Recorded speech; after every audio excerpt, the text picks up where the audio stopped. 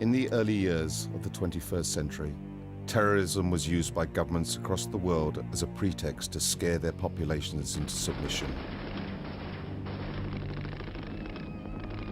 Life became a surveillance grid nightmare, with every individual's actions ruthlessly catalogued and recorded by the state. Secret arrests, checkpoints, and warrantless searches spread. The final incremental march of the police state culminating in open martial law. This is the story of how the elite sold their people into slavery and scared the once proud and brave people of the West into submitting to being cannon fodder in wars for world domination.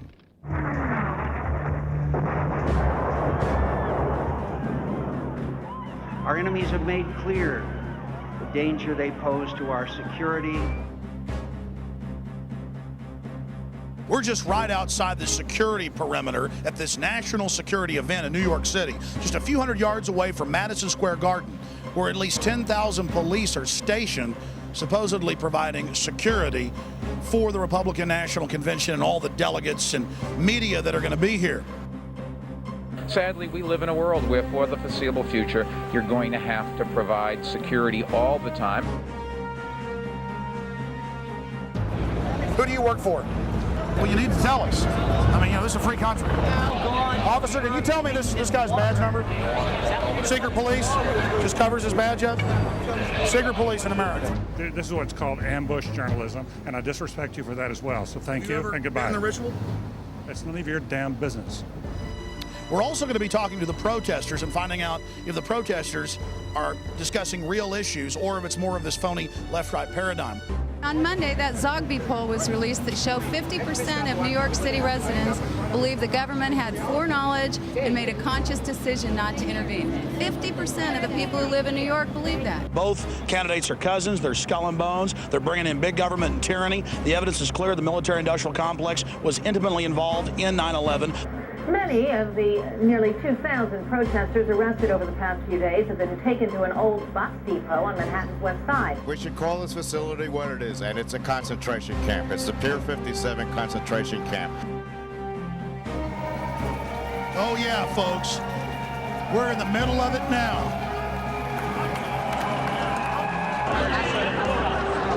Stop exploiting the 9/11 tragedy! Ladies and gentlemen, here is your Fuji-sponsored surveillance blimp. Rollback of our civil liberties, just like them telling us we can't stand on the sidewalk here. Yeah, we can. We went to court and we can. The Republicans are here and taking advantage of the 3,000 people that died right behind me for their own selfish politics, and it's very sad. He is a man of perseverance. He is a man of inner strength. He is a leader who doesn't flinch, who doesn't waver, who does not back down. On September 11th, America was attacked. Suddenly, on September 12th, according to John Ashcroft and George Bush, 270 million Americans became the suspects. Hey, Michael, why don't you talk about NORAD standing down?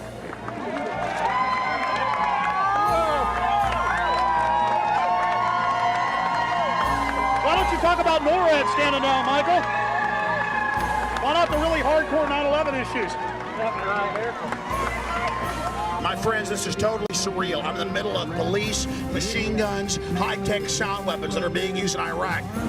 And the would-be dictator is on the radio. I'm in the middle of New York City. It's a hellhole of surveillance and police state. And the Bill of Rights being torched, being destroyed. If you're here at 11:35, they will arrest you.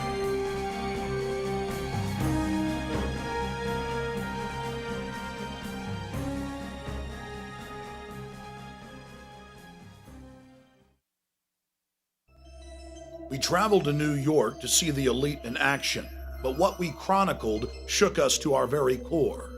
We were witnesses to the elite's ideology, to their mindset, their vision, their philosophy, and the martial law system that they are constructing, not just for the American people, but the population of the world.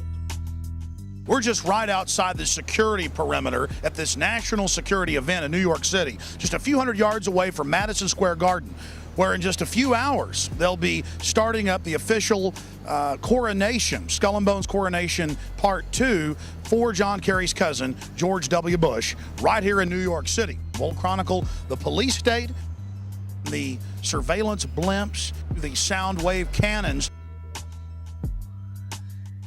and we'll discuss 9/11 with New Yorkers by traveling to Ground Zero and find out how many of them are questioning the official story that has holes in it that you can fly a 747 through. You were saying that a lot of people aren't on the street now. What percentage of New Yorkers have left town? 50% have left? Are New Yorkers happy about the RNC coming to town? They don't. They're not happy? Sir, what percentage of New Yorkers like Bush and like the convention being here? I think about 10%. What does the other 90% think? They left city. Everybody here. Everybody's gone? How many, like 10% of the city's left? Half the city? What would you say is left? 80%. 80% has left? We'd been in New York about an hour before we were threatened with arrest for having our video cameras in the subway. Any one of them. May I ask you what you're doing, sir? Okay, will you tell me again so I know what to do? I'm not telling you what to do. No, ma'am. That's all I am telling you is that you got cops climbing out of... Okay, you have a convention and you have a terror alert in this city. Yeah. Okay. Well, I mean, tell me so I know what to do. I don't know what you should do. Have a nice time. Okay, you want 34th Street. Okay, any train here will take you to 34th Street.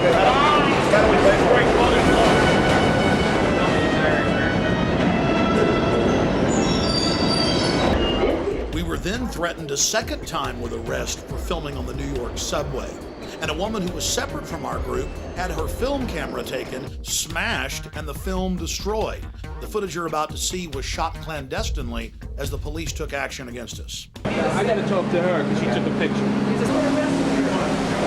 You can't get arrested! I can't! Let's not shed a tear over this now. Why are we playing games? John, you're a witness to what just happened. What did we do? We took a picture of a homeless person, felt sorry for her, and gave her some money. And then we were promptly almost arrested by Port Authority police in a subway. The police had been arresting reporters across the city, and a judge had ordered them to stop, but that just seemed to encourage them.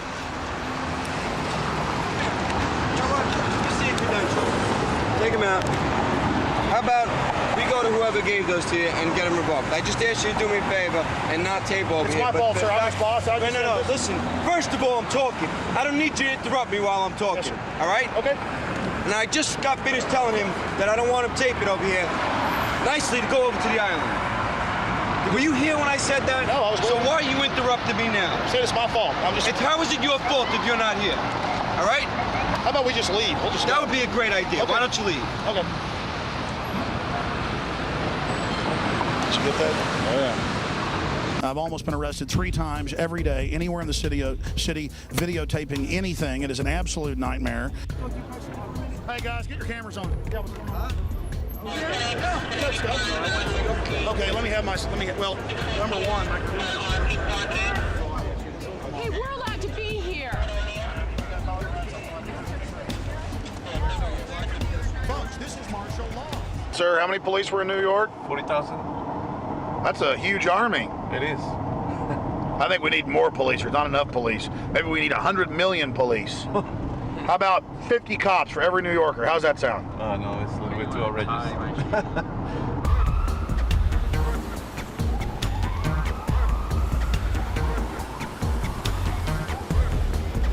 A few months ago, they had a new fake terror alert. Later, they had to admit it was fake, claiming that a couple of Muslim guys were down here trying to take photos and video of all of this because they wanted to attack it. And they said it was a brand new threat. But it turned out that it was over 4 years old. And then when we got here to New York for the convention, they busted 2 guys who supposedly were going to go after the subway. And then in that case, too, it turned out that that was fake, that wasn't real. But all of these are used to scare the population into submission and as a pretext to up the police state and the despotism. Straight out of The Running Man, right here in New York, we have police state surveillance blimps that are sponsored by Fujifilm. This is only the beginning. In the future, every major city will have a high-altitude blimp tethered to a cable with ground-penetrating radar that looks right through your walls and gives the government a black and white image of the inside of your home. This entire war on terror is truly a pretext to launch a military-industrial complex takeover of the entire society. Everything is now going to shift into prisons and surveillance and security. We're going out of the free market economy into the fascist economy. The elite has used socialism to consolidate the people's wealth. Now that it's under their control, they're going to phase out all of the programs for the population, and it's all going to corporate welfare. This is the new America. Sound weapons, police in black ski masks with automatic machine guns, and yes, helicopters swarming around surveillance blimps right here in New York City. And only in the new corporate fascist America would we have a blimp for police state purposes that is sponsored by a major company. And we found out that Fuji gave free bikes to all the police, and guess why? They sold the U.S. government, a bunch of different city governments, or trying to sell other city governments, these high-tech imaging systems, these face scanning systems to recognize who we are. So our face becomes the national ID card, and Fuji is on the cutting edge of that. In the past, football teams had sponsors, or baseball teams. Then it was named stadiums after phone companies, Southwestern Bell, Nextel. Now we have the Fuji-sponsored NYPD blimp. Follow the blimp. The blimp just flew over. Yeah, follow that blimp. Don't lose it. They're using that blimp for surveillance. We always know where the protests are at. There it is, sir. Follow that blimp. No, Luis, but what do you know I can say about it? What do you guys think of the new security blimp? It's nice. I want to know how you get qualified to drive the blimp. It says Fuji and NYPD. Yes, it does. I want to go to blimp school because I want to fly the blimp. So is Fuji now with the police department, or are you guys renting it? I think we're renting it. You know. Renting the balloon? Yeah, believe it or not, right? I heard a story that the police, in some of their helmets, have cameras. That I never heard. I saw it on Fox. Yeah, that's kind of crazy. What about the big sound wave guns? Where are those? I know nothing about. Did you hear about those? No, I didn't. Did you hear about how they got the sound? I can't comment on anything like that. Well, it was in the newspaper. I can't comment. I'm not allowed to comment on anything like that. On the, what are they called? The frequencies? I don't know what they're called. But you can't comment on them? No. You can neither confirm nor deny?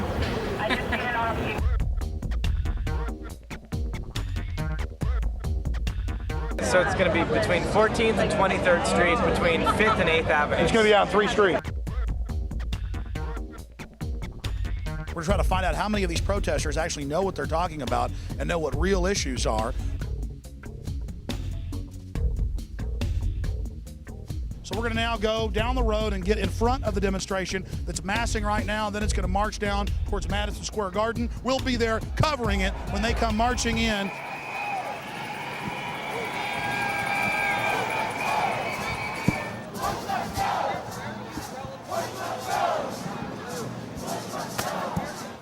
Sir, what do you think about the whole official 9/11 story? Our government appears to be to have had a lot of cooperation with the forces that caused it to happen.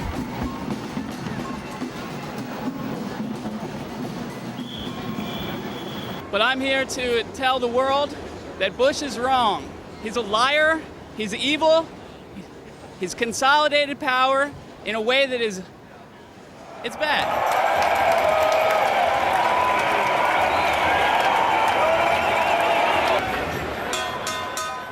Now, as most of you know, we're not left-wing or right-wing. We're into freedom, the Bill of Rights, the Constitution. And whether it was Bill Clinton or George Bush, those freedoms are being destroyed. Under Bush, it's all accelerated.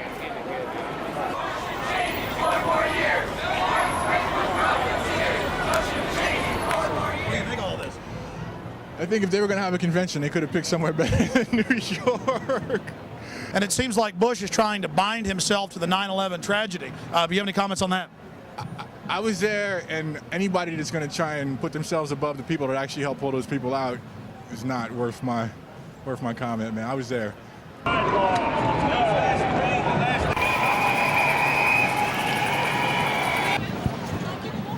How's the convention going? Convention's going good, no problems. Everything's good. I heard some anarchists, though, were burning a dragon or a paper dragon. Not over here. Everything's quiet, you know? Everything's so far so good. What's the blimp doing? Just keeping an eye on things, I guess. I love being a puppet for the New World Order. They will be my slaves. I am the mini-me of Lord Bush. Oh, it feels so good. I'm enslaving them and destroying the Bill of Rights. Oh, it's so powerful. I will soon rule everything. Oh, yes. We've been talking to a lot of the protesters, and most of them say Bush bad, Kerry good.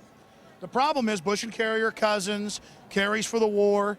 And one of the few signs that we've seen that is exposing that both of them work for the same people and are part of a false choice is this communist revolution sign. But you know, I go back to 1958 when Eisenhower called Fidel Castro the Abraham Lincoln of Latin America. And so the problem is that it was actually the big central banks at the turn of the last century that created communism as a way to try to con the serfs back into serfdom. So again, another false choice is what we have here. Bush-Kerry equals more war. I agree. They're corporate fascists. It's all true. But then the corporate fascists have funded this as their counter-revolution control valve. This is the true complexity that we're facing. And until we figure that out, we're going to lose all our freedoms, and they're going to keep winning. How you doing, ma'am? Hey, I like the top part of your sign. I agree they're all controlled. Are you a communist? Go away. But it says communist revolution. I really don't want to stop bothering this lady. What are you worried about? What am I? I'm not. What did you say? I didn't hear you. How can you say that? How can I say what? Very nasty what you just said. Did you hear what he just said? Did you hear what this guy just said? He said something terribly nasty. That stuff doesn't work. You know, I don't know. This isn't the 60s.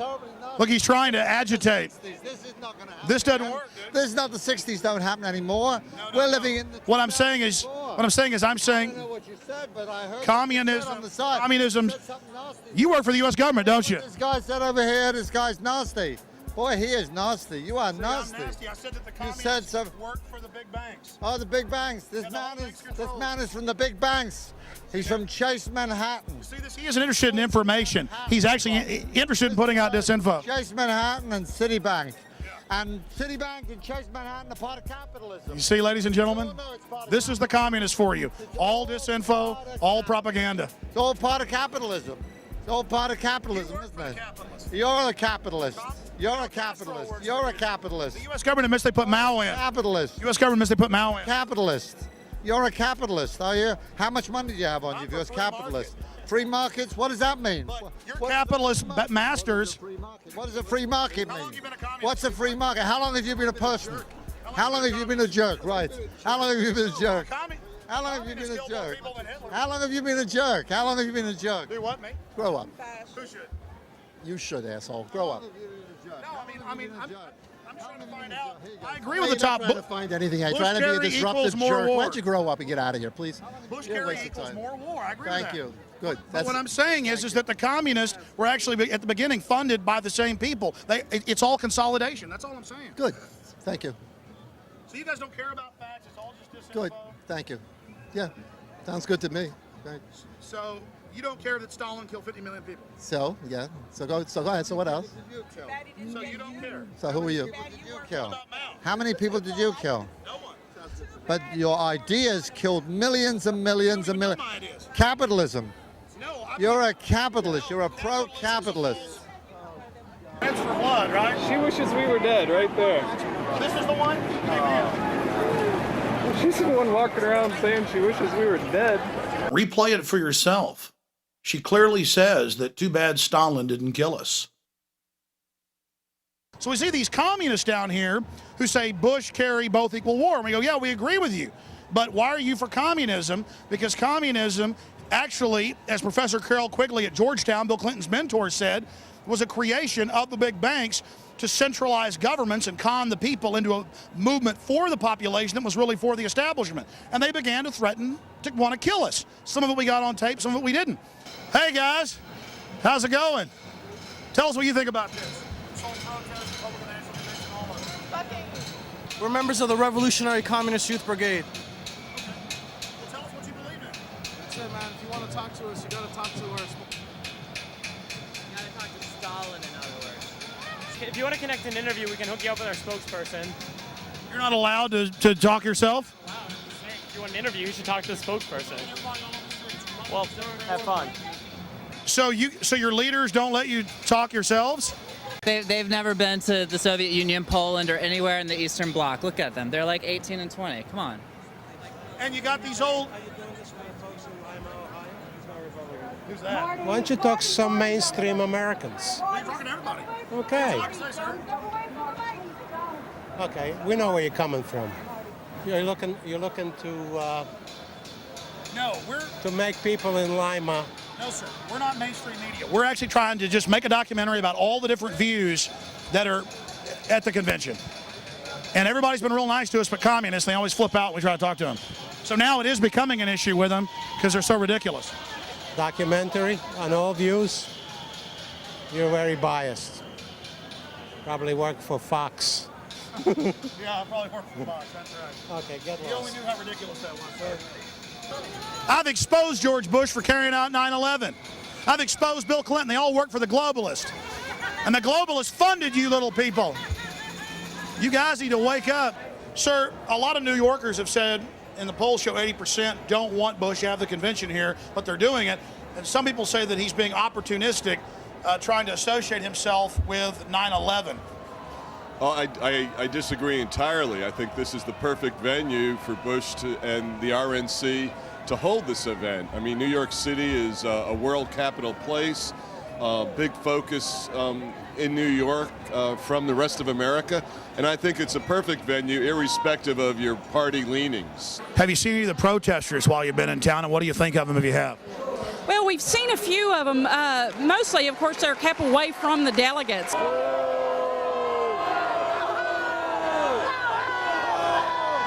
But to me, they're not New Yorkers. There's people that have come in and are trying to make New Yorkers look bad.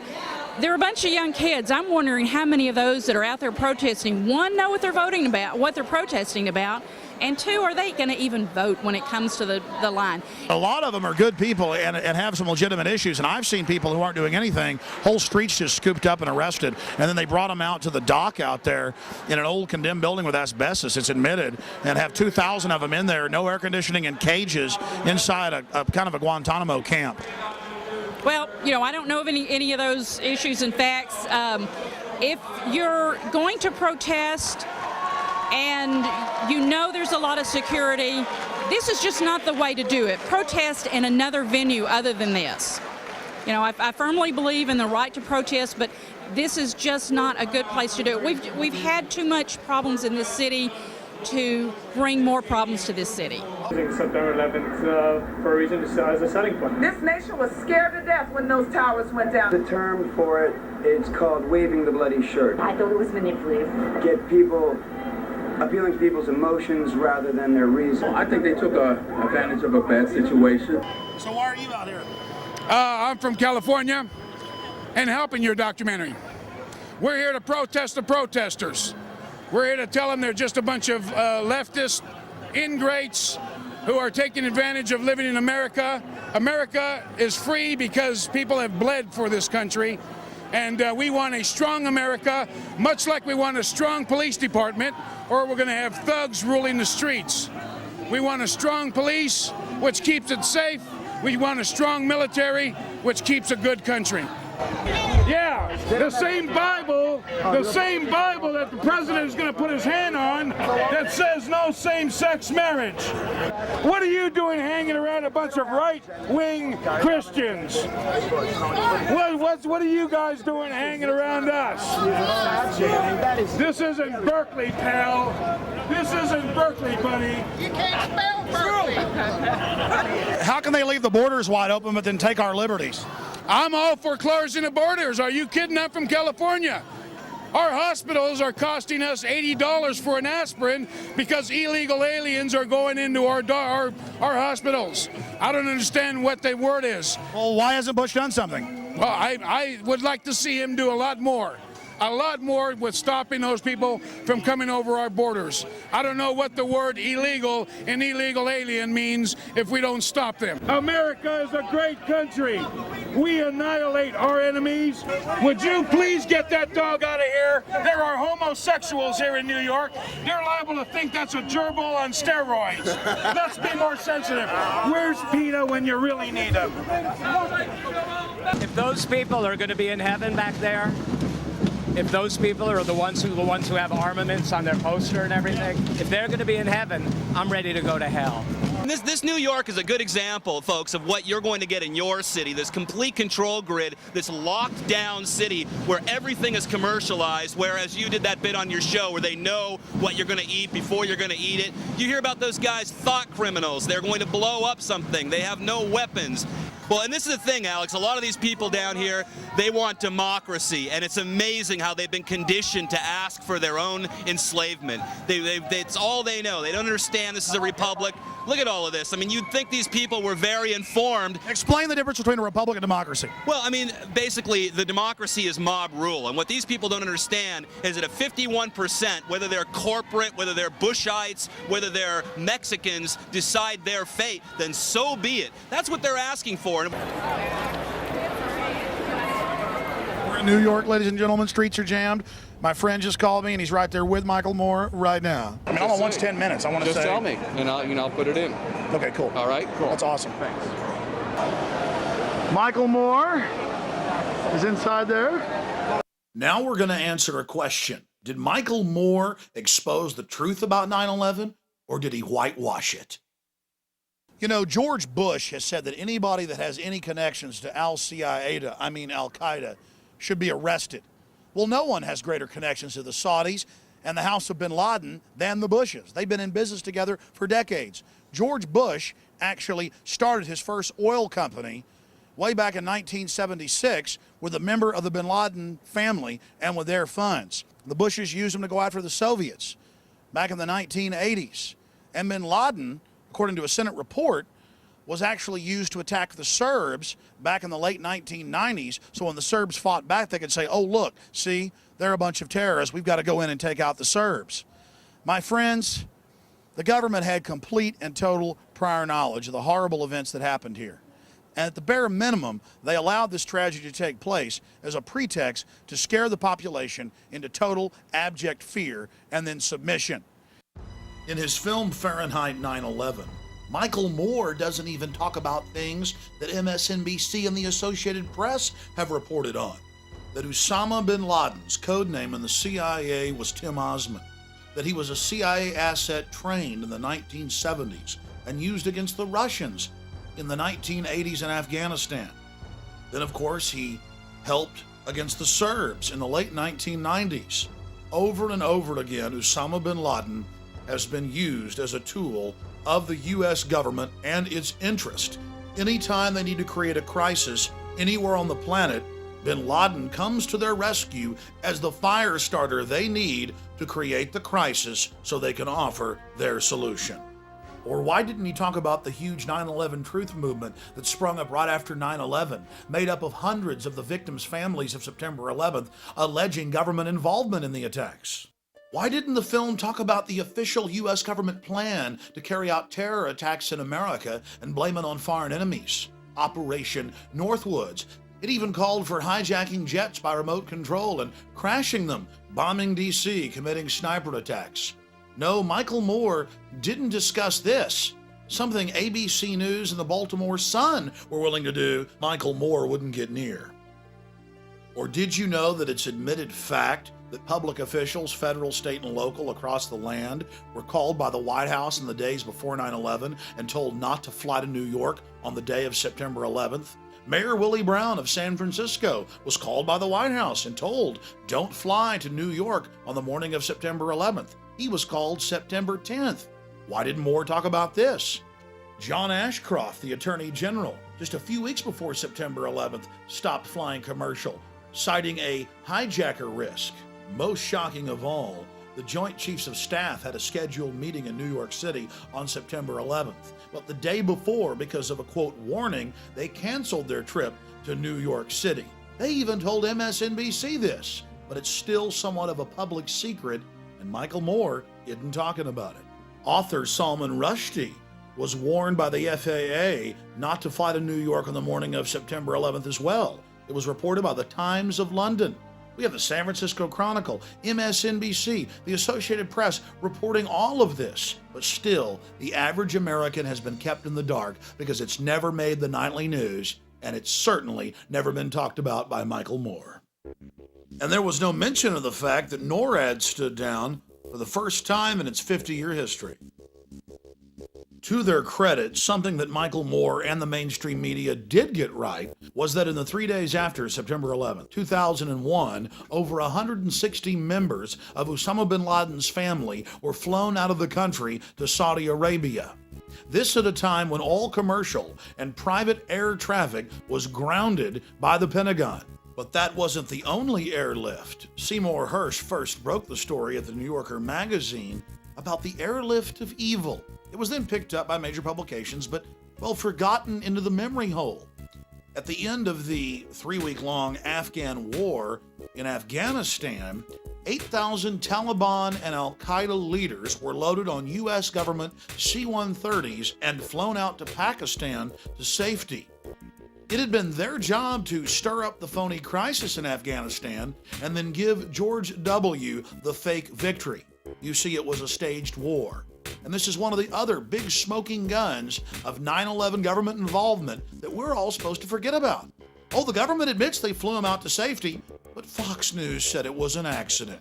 Yes, 8,000 Taliban and Al-Qaeda cream the leaders being flown out to safety. And top generals were told to release Taliban generals.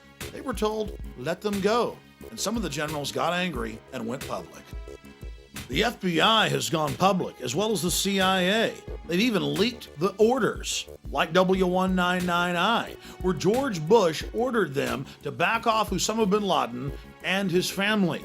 In fact, they even fired some agents that refused to follow their orders. There were red flags everywhere. Everyone knew that the attack was coming. That's why so many public officials didn't go to New York. But months before, there was the Bush administration frustrating the investigations, ordering the agents off the cases, ensuring that the attacks would go forward. Then there were the media reports by respected institutions, backed up by hospital officials at the American hospital in Dubai, Pakistan, of Osama bin Laden meeting with the CIA Middle East section chief for 10 days in July of 2001, months before September 11th. The question is, what was the CIA doing meeting with Osama bin Laden? Getting their story straight?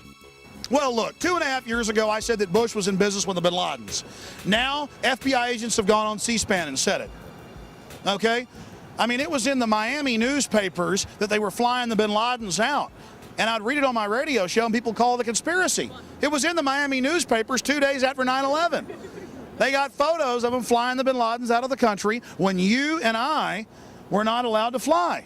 Bush and his family got their first money for Bush's Arbusto oil down in Texas from the bin Laden family. FBI agent Robert Wright at the National Press Club went up there and said, I've been threatened with arrest. If I tell you what I know, here's a letter from the Justice Department. All I can tell you is the Bushes vacation with the bin Ladens.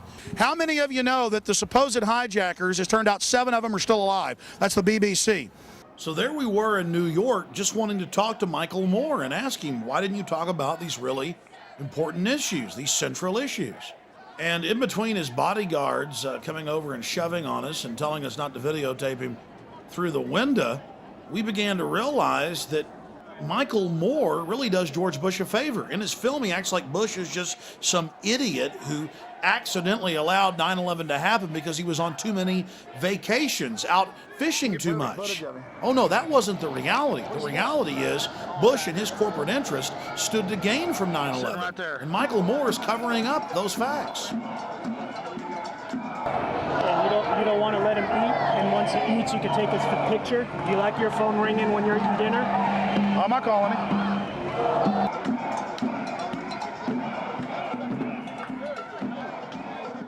reality, Mr. Moore had just completed his photo op for just a few minutes marching at the head of the parade with other genuine establishment libs like Jesse Jackson.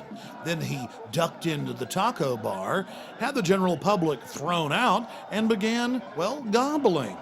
And I wonder what he was thinking while he was eating. Man, are they going to catch on to me?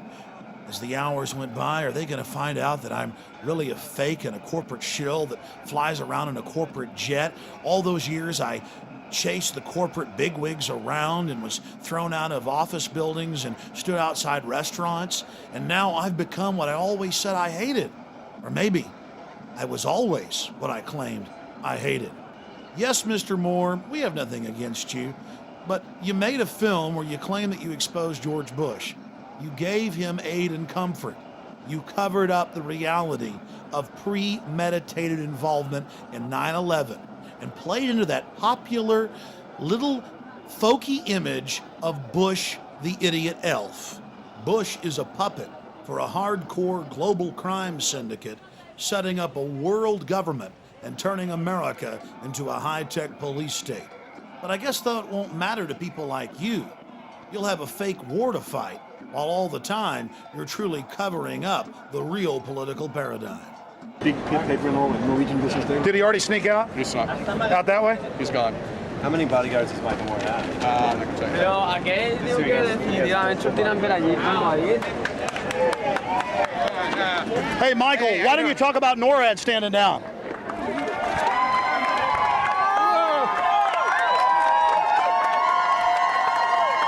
Why don't you talk about NORAD standing down, Michael? Why not the really hardcore 9/11 issues?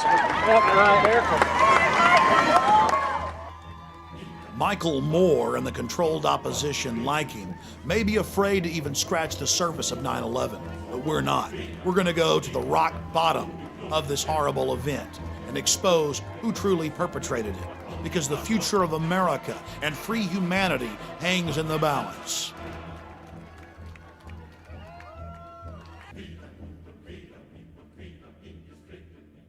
My name is Greg Palast. I report for BBC Television. I was a writer for the Guardian newspapers, the main paper of Europe. The way they're covering protests here, let's see, there was a picture in the New York Times, a scantily clad woman who was listed as a young communist poet. Let's see, there was a AIDS protester, who looks scary and spooky and is about to infect the rest of America shown. But you don't have what we're literally hundreds of thousands of average people just saying, we're fed up and we dissent and we don't like what's going on. Why don't you listen to us? That's what people are saying. Listen to us. We have a very interesting summer camp here in New York, 2,000 people locked up in a condemned building out on the pier. While the police say they've arrested 300, there are 2,000 being detained. What we see in Baghdad becomes in New York this week, Baghdad Light. So instead of heavy tortured shackles, you have plastic handcuffs, but it still has the same purpose: keep the population in line. This is not the United States of America that we pledged allegiance to as little kids. We were very proud of the First Amendment, and you could dissent in the USA, and now suddenly dissent is becoming, they're labeling dissent as unpatriotic. We're in New York City, right here on the Hudson River. And this condemned former bus station where they stored the buses is being used to hold over 2,000 protesters. And they admit that they randomly set up fences and scoop up whole crowds of people and then take them here. And for over 3 days, they've not let people talk to lawyers, call out, talk to their families. Some have been released. Some have gone to the hospital with rashes over their entire bodies. This building is condemned. The city admits it. The bus union wouldn't allow them to use it years ago, so they turned it into an emergency police facility. It's full of asbestos, chemicals, oils from decades and decades and decades in this 70-year-old building, and the average stay for someone scooped up in there is over 24 hours. The city even admits that. Many of the nearly 2,000 protesters arrested over the past few days have been taken to an old bus depot on Manhattan's West Side. But now the use of Pier 57 as a temporary holding facility is stirring up some controversy of its own. Protests are being held there to spotlight conditions. Some of those being detained say they're getting sick. There are reports of cramped conditions, rashes, chemical burns, and difficulty breathing. We should call this facility what it is, and it's a concentration camp. It's the Pier 57 concentration camp. The mayor has the nerve, and the police commissioner has the nerve to allow this to happen, to actually stick people in an oil-filled garage with asbestos. The orange nets are about 4 feet high. They're used in construction to wrap construction sites so people can't get in or out. And the police just ring them around you and you can't escape. I've been promoting that idea that we're heading for a fascist dictatorship here. And obviously people are beginning to go, I'm beginning to think you were right. And I think tomorrow we got to get everybody out there at Ground Zero between 1 and 6 p.m. to try to get the truth brought out, to urge Eliot Spitzer to reopen this case.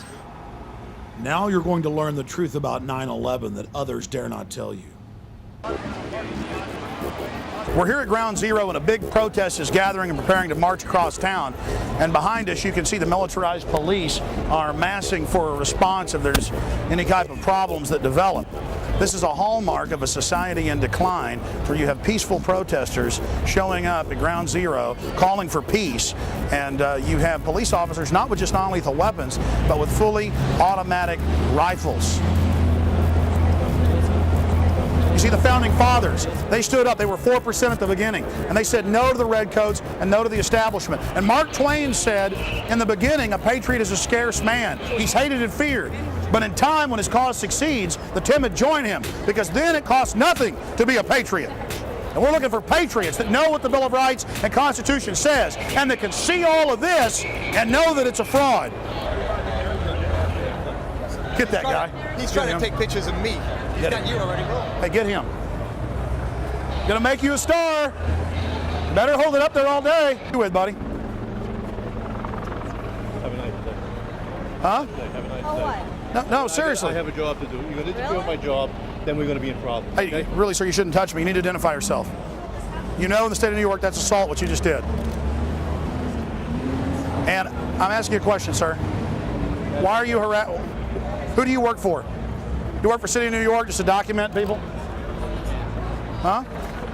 Excuse me. Well, you need to tell us. I mean, this is a free country. Alex? Excuse me. Excuse me. I mean, this is disgusting. Get some more of this guy. Well, there's your badge. Can we have your badge number, please? Nope. See my boss over there. Who's your boss? Any one of those people. Boss on. Do you think God is a conscious being? Sir, can you tell me this guy's badge number? Secret police just covers his badge up. Secret police in America. Out photographing people.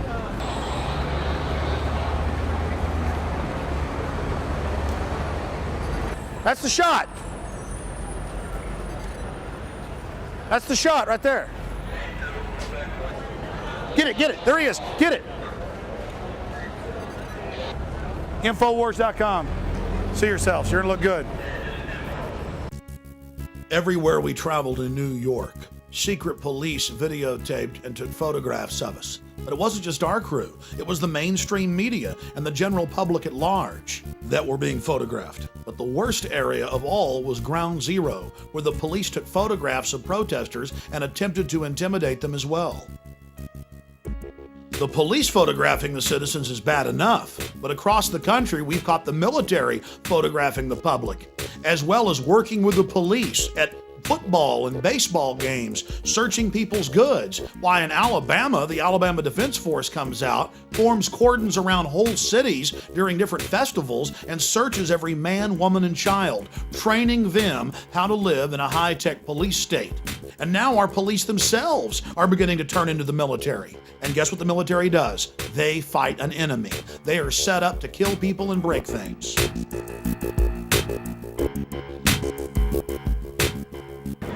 Susan, back. Sir, I just wanted to say that. Well, we're going to leave it at that. Thanks very much. We'll be back outside Madison Square Garden in a few minutes.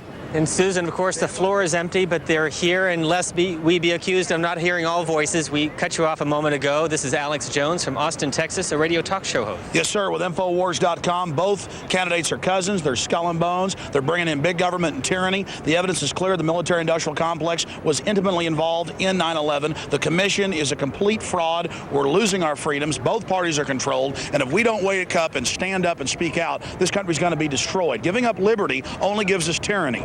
It does not give us security. And I hope that everybody out there wakes up to this and realizes that America is America because we have the Bill of Rights and Constitution. Everybody should investigate 9/11 and find out who's really behind it. It's Bush's and the New World Order's Reichstag. And his cousin Kerry isn't going to save you either. Thank you, PrisonPlanet.com.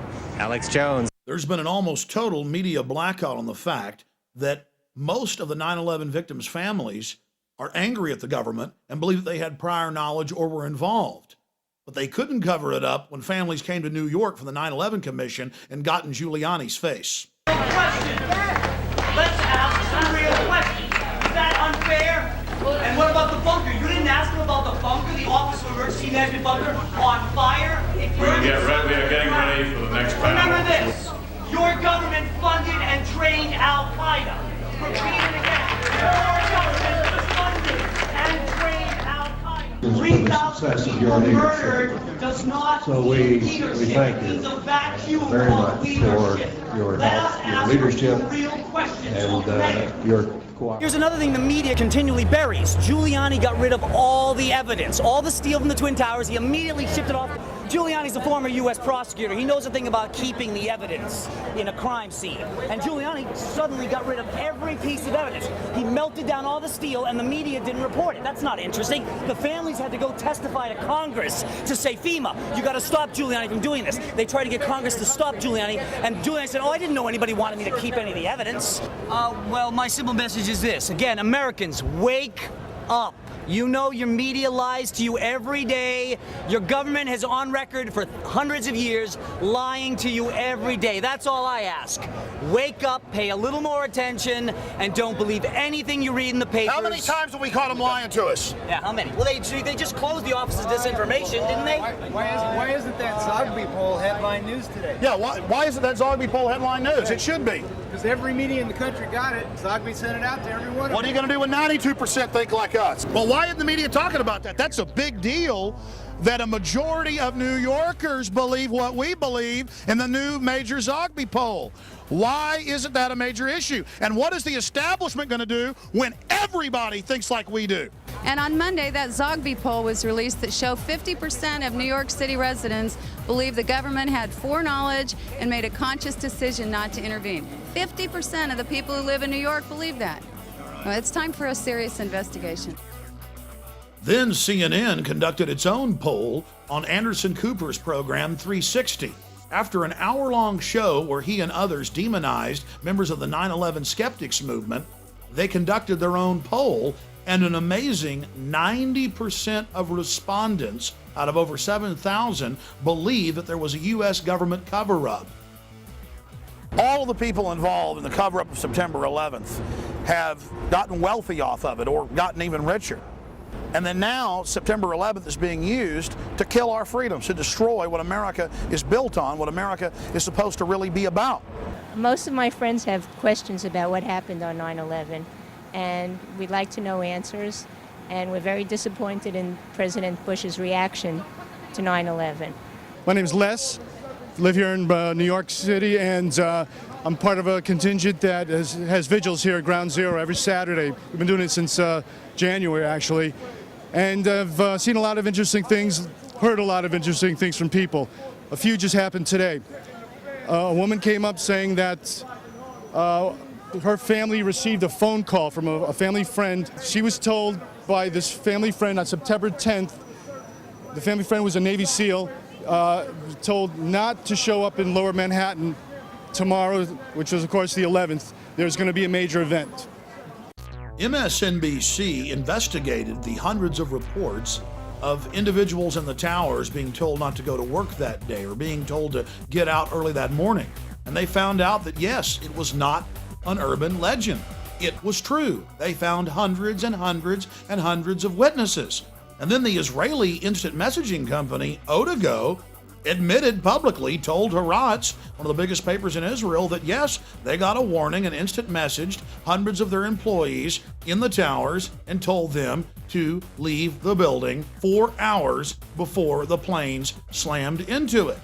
This is on the record and cannot be ignored. Students pointed up at the towers and told their school teachers in the weeks before 9/11 that those buildings are about to come down. They're about to be destroyed. And then on top of this, we have the public officials being warned. Total evidence of prior knowledge. And while we were in New York, we talked to dozens of eyewitnesses who had been personally warned themselves, but were afraid to come public. Some have been told to keep their mouths shut. I was a rescue worker. I will say that I spoke to a cop on 9/11 who said that it was going to come down. I don't know how he knew that. He did tell me before it happened, before the fact that it was coming down. The widows from the police department and the fire department were standing at the new school in back for the 2 days, and they were screaming at the media, please pay attention. We got phone calls. We listened that their husbands or their children were saying there's explosives coming on like the 23rd, 26th floor before the buildings went down. And the media started laughing and said, we have no time to hear you.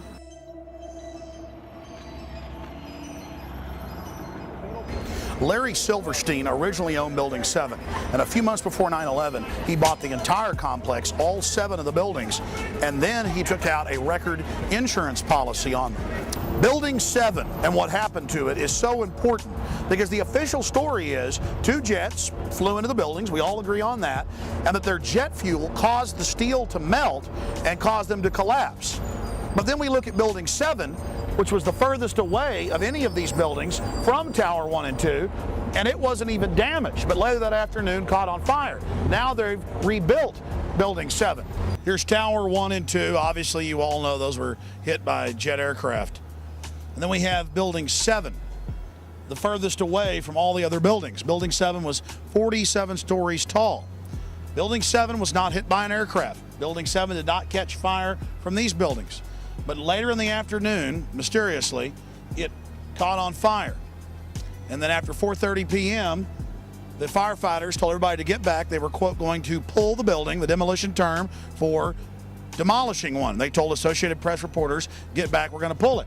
And this building that wasn't hit by a plane, that had no damage to it, collapsed symmetrically.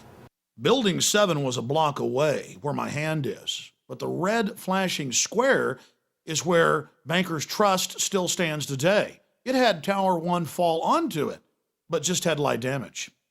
The owner, Larry Silverstein, of the entire complex got on TV and said that they had blown up Building 7. He said they pulled it, demolition. Well, Silverstein owned them all.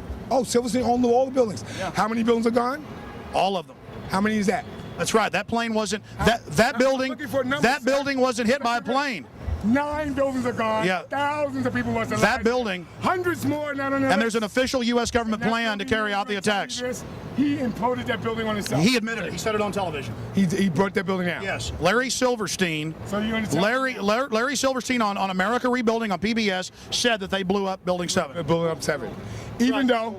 Hey, he saw it. Did you see it on PBS? Yeah, he pulled it. He said on PBS, he said, we pulled the building. PBS. Oh, yeah, he pulled the building. Pelted by debris when the North Tower collapsed.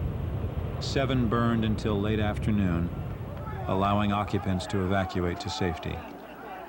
I remember getting a call from the fire department commander telling me that they were not sure they were going to be able to contain the fire. And I said, you know, we've had such terrible loss of life. Maybe the smartest thing to do is pull it. And they made that decision to pull, and then we watched the building collapse.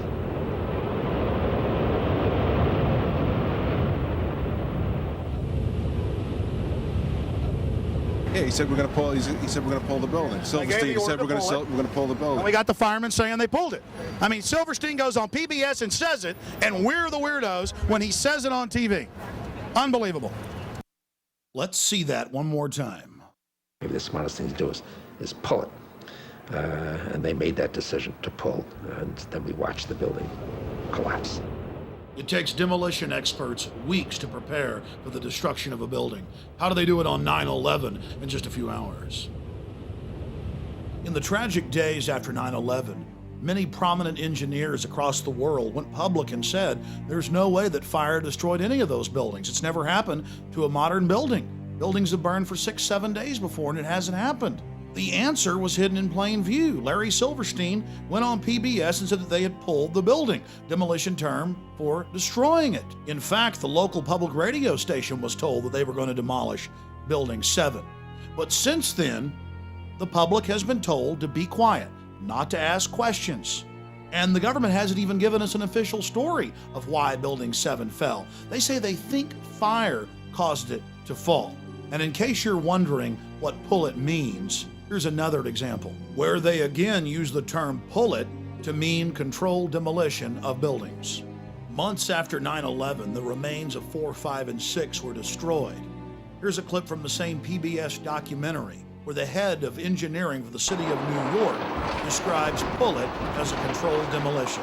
By mid-December, the Department of Design and Construction had leveled World Trade Center buildings 4 and 5. Hello? Oh, we're getting ready to pull Building 6. We had to be very careful how we demolished Building 6. We were worried about the Building 6 coming down and then damaging the slurry wall, so we wanted that particular building to fall within a certain area. There's a certain excitement in the air of bringing the last structure down at the World Trade Center.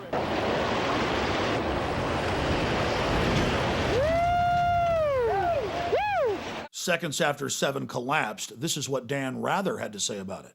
Large building, in most other cities would be one of the largest buildings in town probably. Trade Center Building 7 has collapsed. Now here we're going to show you a videotape of the collapse itself. Describe that. Now we go to videotape, the collapse of this building.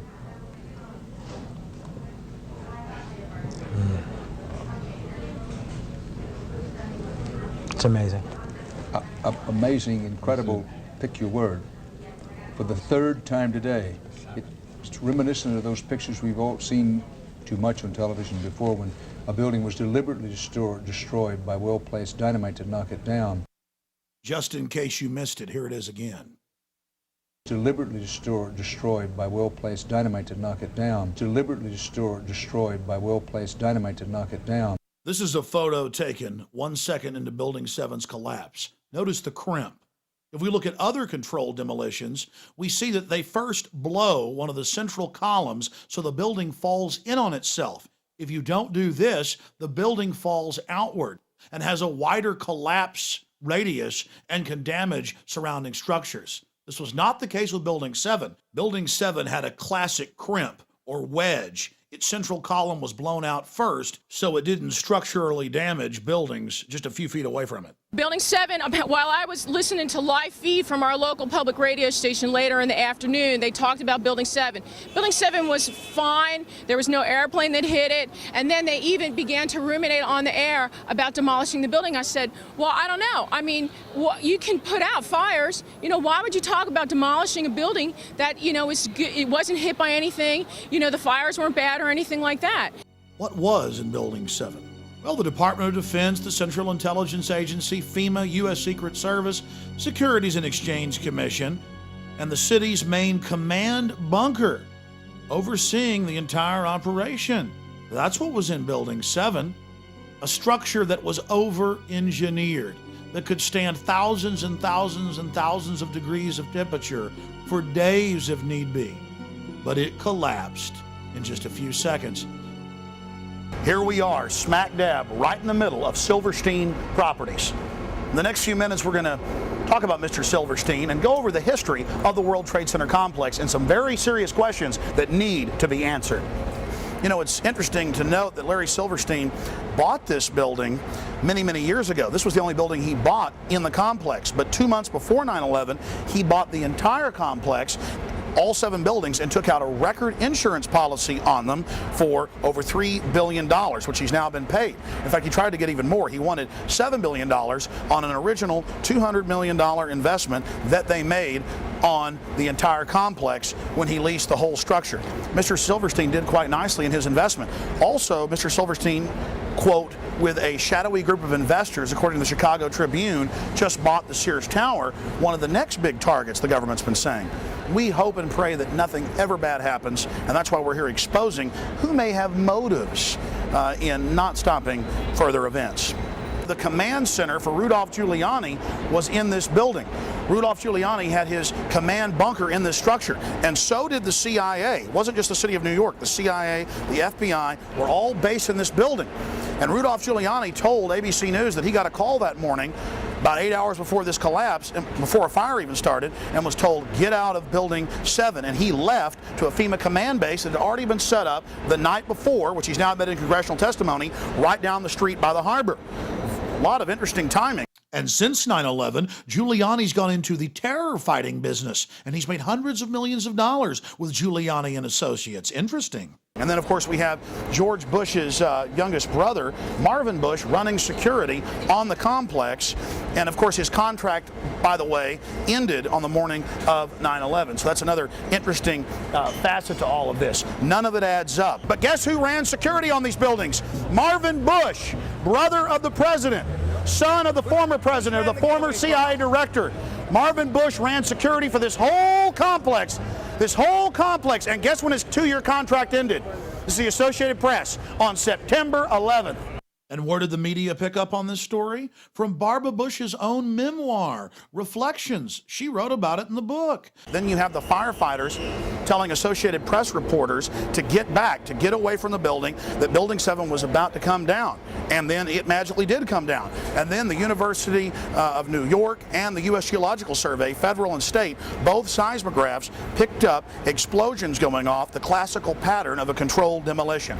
He said that they made the decision on the afternoon of 9/11 to go ahead and pull or demolish Building 7, and that they gave the order and watched the building go down. Building 7 is further away from the towers and was not hit by planes. It's further away from the towers than buildings right across the street like the Millennium Hilton and others. So if your building's owned by Larry Silverstein, it collapses because he's got a big fat insurance policy. But if your building's closer and owned by somebody else, it doesn't get damaged at all. Why is the story of Building 7 so important? Why have we spent so much time on it?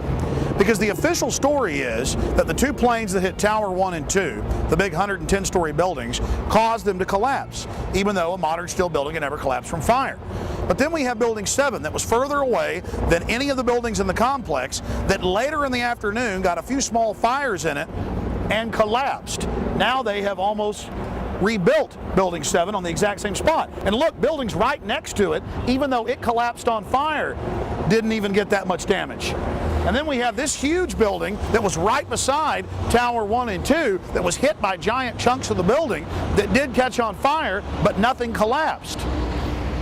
The difference between that building and the new Building 7 is that Larry Silverstein doesn't own that building. Larry Silverstein doesn't own the Millennium Hilton that was closer than Building 7.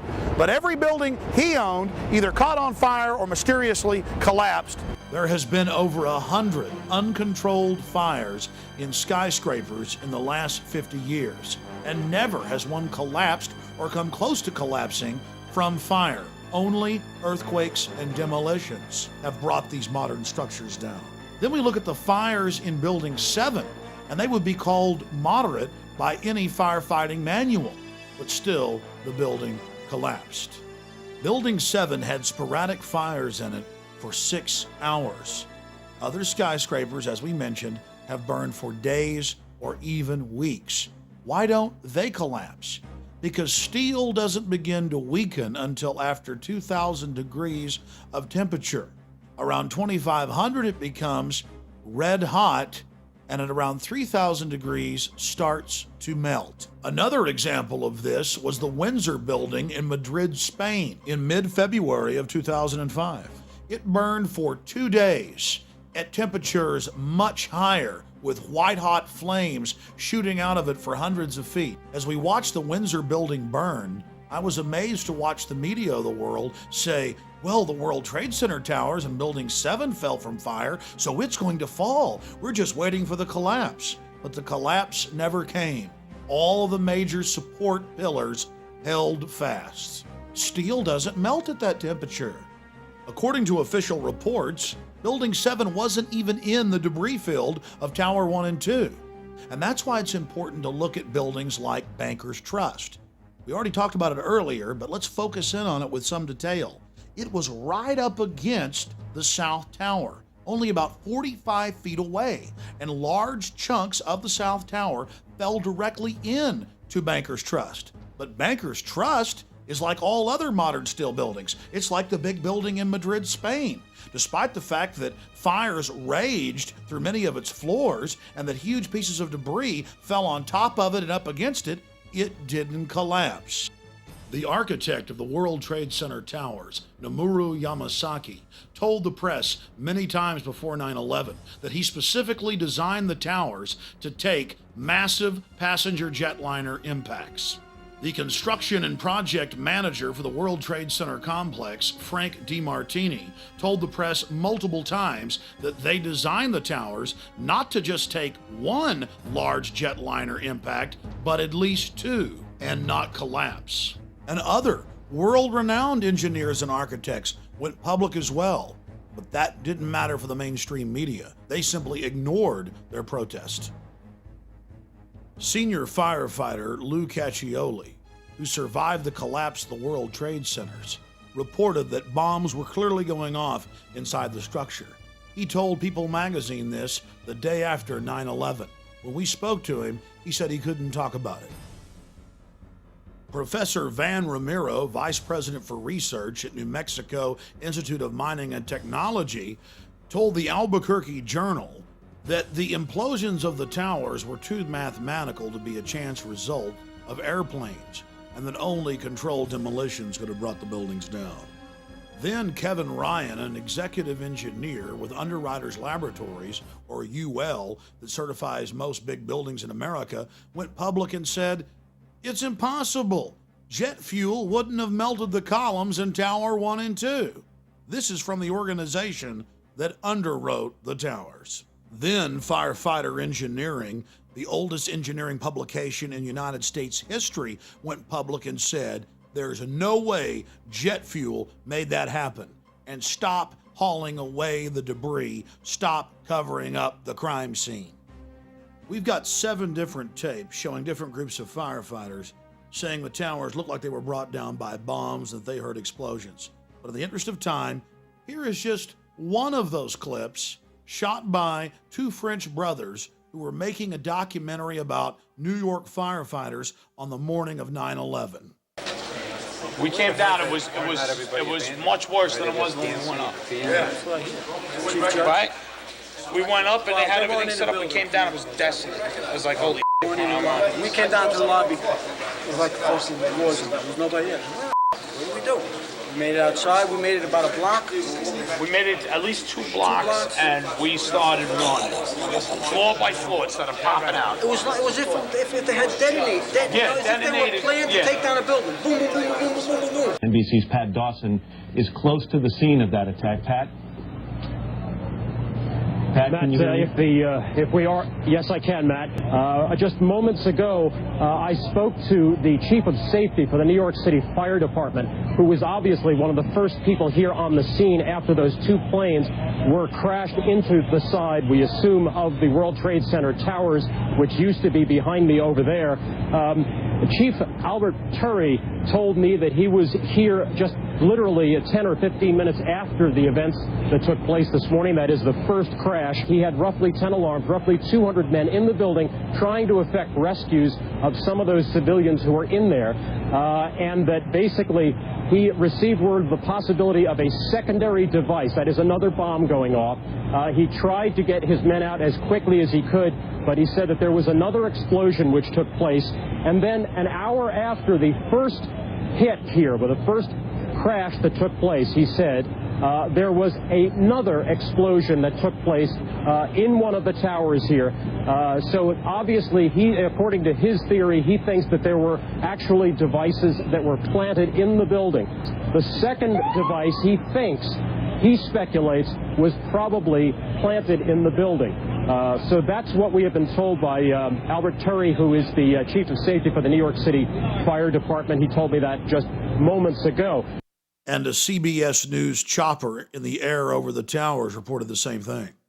If Jim Smith is with us still in Chopper 2, Jimmy, you there? Just we saw some kind of explosion, a lot of smoke come out at the top of the tower, and then it collapsed down onto the streets below, much like we saw the first tower just about a half hour ago. Chopper 2 as he takes these pictures. Jim? Yes, I am here, Michael. Jim, tell us what's happening out there. We just witnessed some kind of secondary follow-up explosion on the World Trade Center #2, the one secondary. We've all unfortunately seen the famous photos of victims jumping out of Tower 1 and 2, but that happened in the first 15 minutes while the jet fuel was still burning. Later, we have the photographs of the victims standing in the impact holes from the aircraft begging for help for 20 to 30 minutes. How could they survive heat that would melt through giant 4-foot steel girders? The answer is they couldn't, and the firefighters are on record as saying the fires were almost out. The fact is, the temperatures had dropped dramatically. The fires were almost extinguished. The people were in the open wounds in the sides of the buildings begging for help. Help that did come in the form of the valiant firefighters who had the buildings blown up around them. The tape you're about to hear is from the grave, as a valiant firefighter reports that the fires were almost out. And as firefighters went public and said that the fires had almost been extinguished, the federal government ordered them under national security to stop talking to the public and told the media that all the firefighter tapes had malfunctioned, but not before firefighters had rebelled and released segments of tape, a segment you're about to hear. What do you got up there, Steve? I'm still in Boyce Stairway, 74th floor, no smoke or fire problem. The walls are breached, so be careful. Yeah, 10-4, I saw that on 68. Freddie, come on over. Freddie, come on over by us.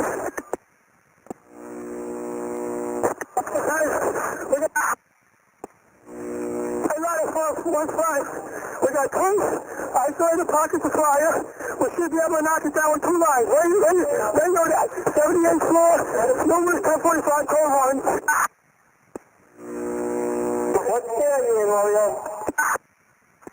Seconds before the towers collapsed, blast points could be seen springing up down the sides of the buildings from the top down.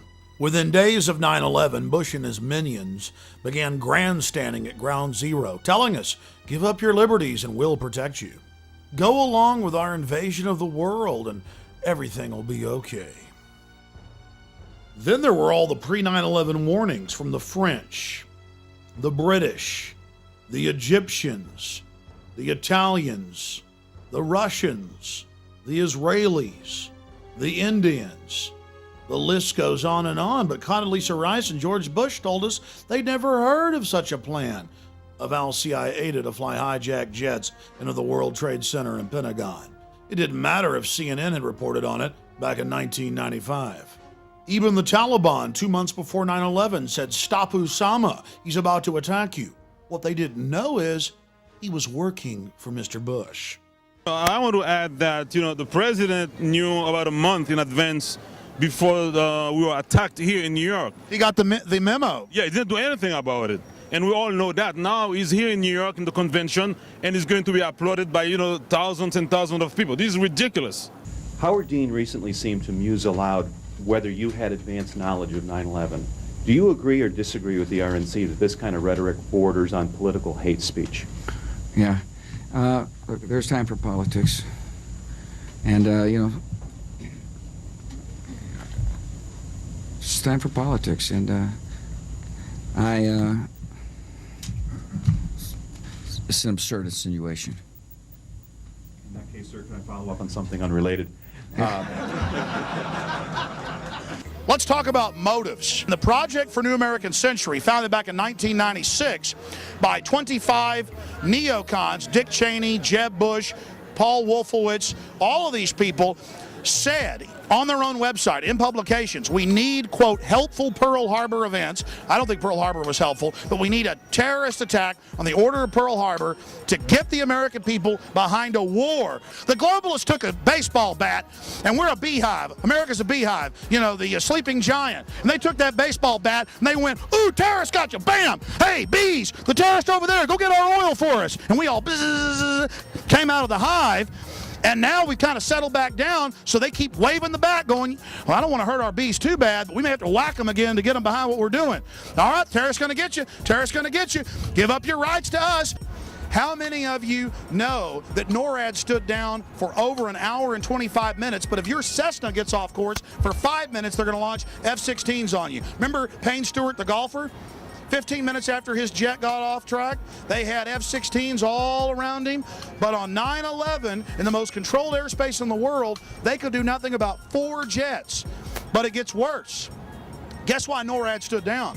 The average people in the military are good folks. They were told it was a drill, because the Associated Press reported, and the CIA's own website admits, that on the morning of 9/11, the CIA was running a drill of flying hijacked jets into the World Trade Center and Pentagon. It was just a coincidence. At 8:30 in the morning, there was a drill of the exact same thing happening, and so NORAD stood down.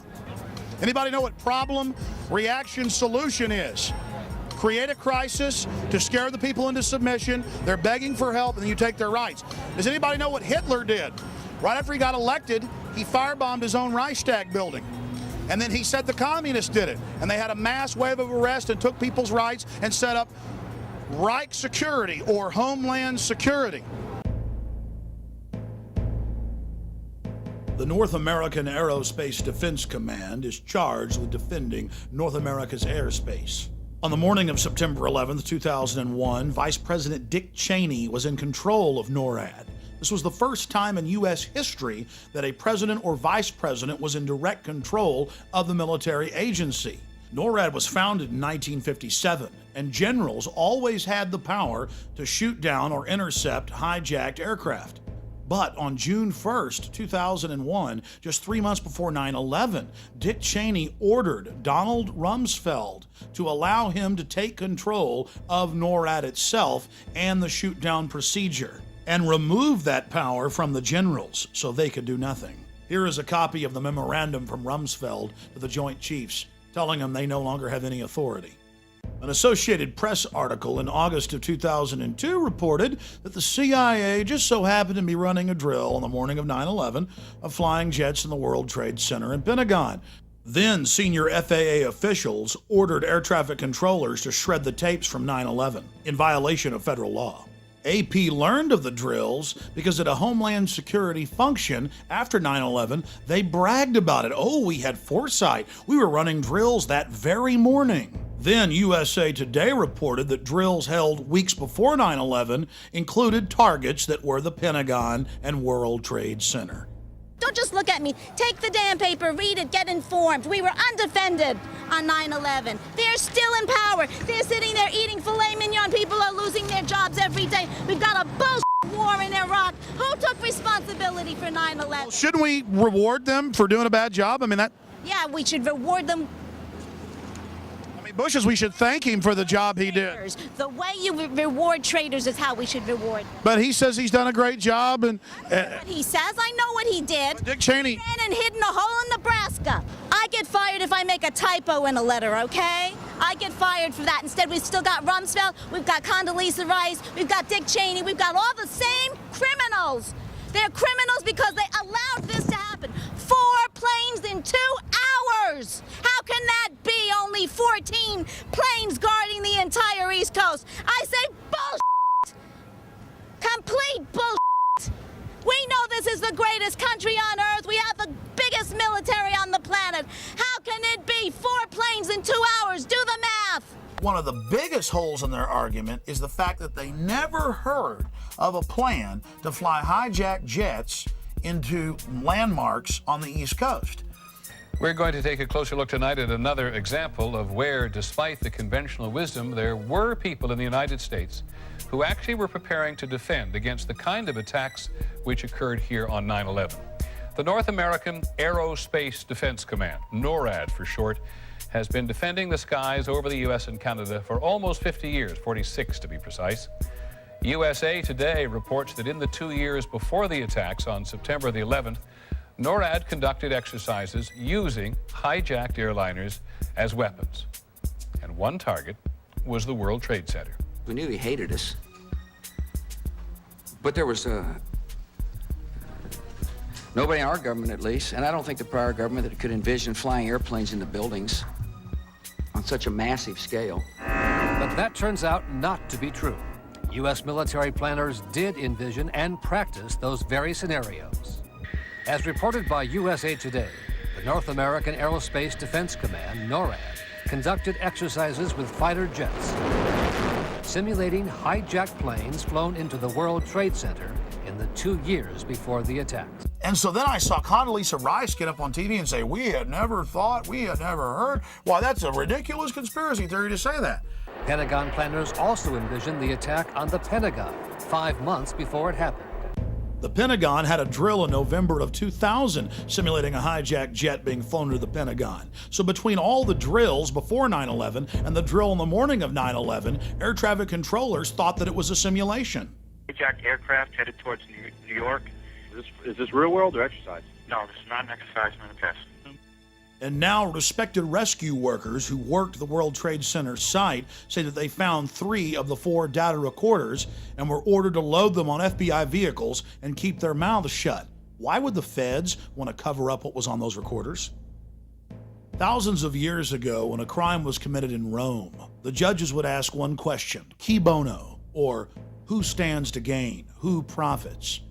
And when we look at 9/11, the answer is clear.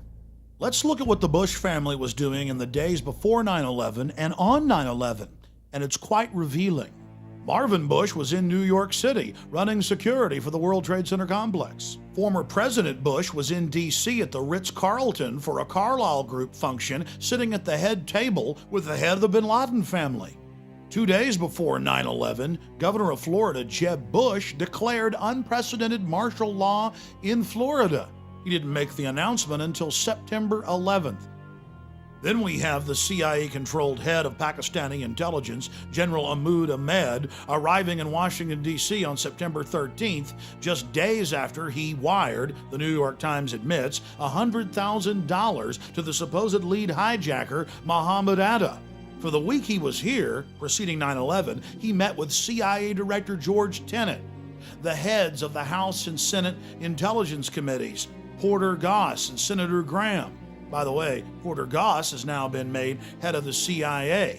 On the morning of 9/11, he was actually having breakfast with Senator Bob Graham and Porter Goss. What is the money man behind Mohammed Atta doing meeting with all the intelligence heads? In the days after 9/11, the public was told that we were going to be able to catch whoever was behind September 11th because they had engaged in record put options against American and United Airlines. But when the money trail led back to CIA-controlled companies headed up by people like Buzzy Krongard, number 3 at the CIA, the story was dropped like a hot potato.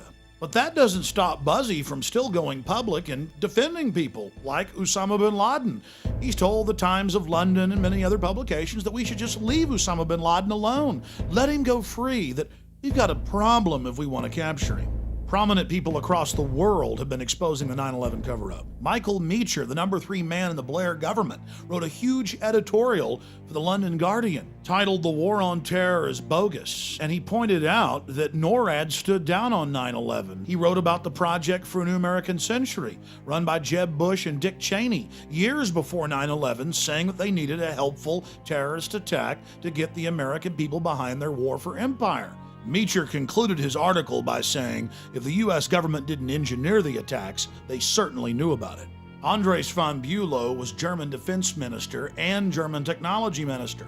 I interviewed him on my syndicated radio program, and he said there's no way Al-Qaeda carried out these attacks. Only the military-industrial complex could pull it off. But here's one of the biggest pieces of evidence. You all heard them say that a paper passport fell out of one of the towers and was picked up by a police officer on the street.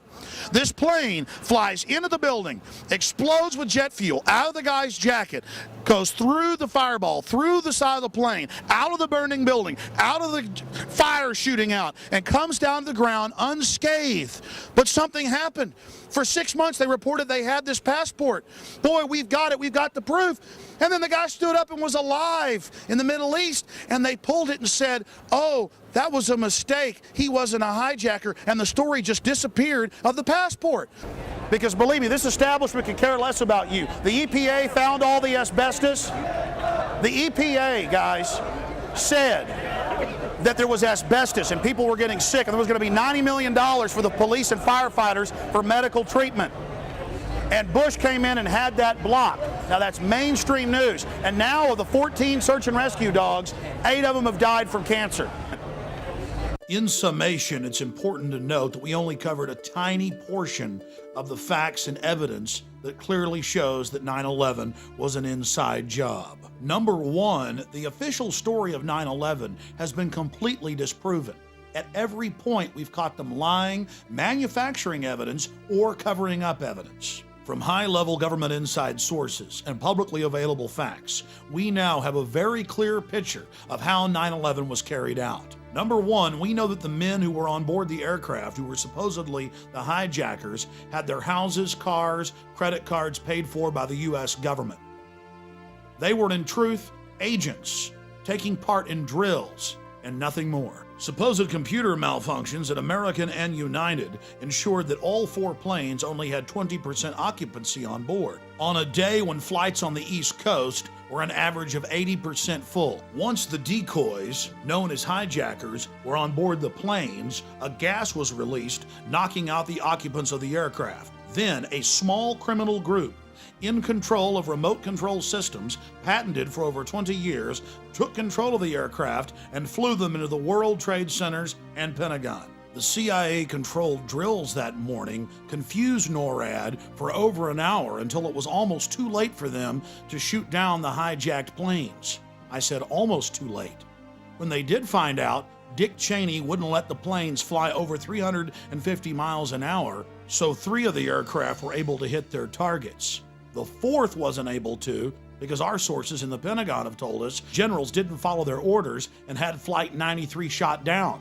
If it would have hit its target, the Capitol, the government would have been completely decapitated and the president could have declared total martial law. By the grace of God, everything didn't go as planned.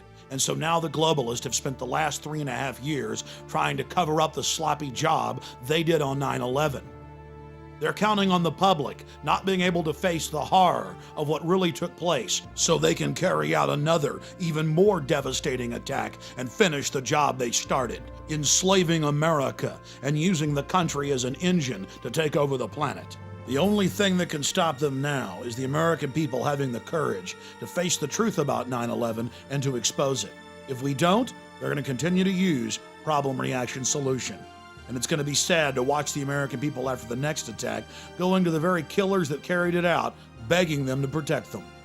And it's sad to see the deaths of these 2,800 plus people being used to sell a police state in America. You know, Bush says the terrorists attacked us, whoever the terrorists are, because they hate our freedom. Well, then why is the government, period, whether it's George Bush or John Kerry, trying to kill our freedoms? America isn't America if we don't have these God-given freedoms. That's why this country is loved. No, now we're being forged into a tool of global empire to be launched against sovereign, innocent nations that we know had nothing to do with 9/11. The Republicans are here and taking advantage of the 3,000 people that died right behind me for their own selfish politics, and it's very sad. I cried here for the first time today. I come here all the time. I've never cried here before. For some reason, I cried for the future because the way they're exploiting these dead people. Because in your guts, you know that the criminals are returning to the scene of the crime to gloat and to use the bloody sacrifice they committed. I couldn't have said it better myself. So now Bush is here in the Big Apple using the deaths as an attempt to get reelected. September 11th. September 11th, men armed with knives, armed with chemical, biological, or even nuclear weapons. The fanatics who terrorist killers, September 11th, terrorist of Al-Qaeda, terrorist Taliban, nuclear weapons, terrorist. 9/11 terror. My fellow Americans, We have already been attacked. Terrorist, evil. September 11th, in those days after the towers fell. September 11th, ground zero. And suddenly the streets were full of sirens and there was fire in the sky. Terrorism, September 11th.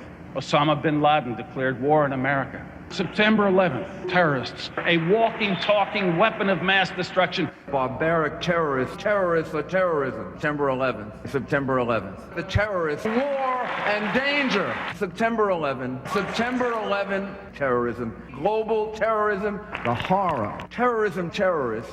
Terrorism. September 11th, global terrorism. Terrorism. September 11th, world terrorism. Terrorism. September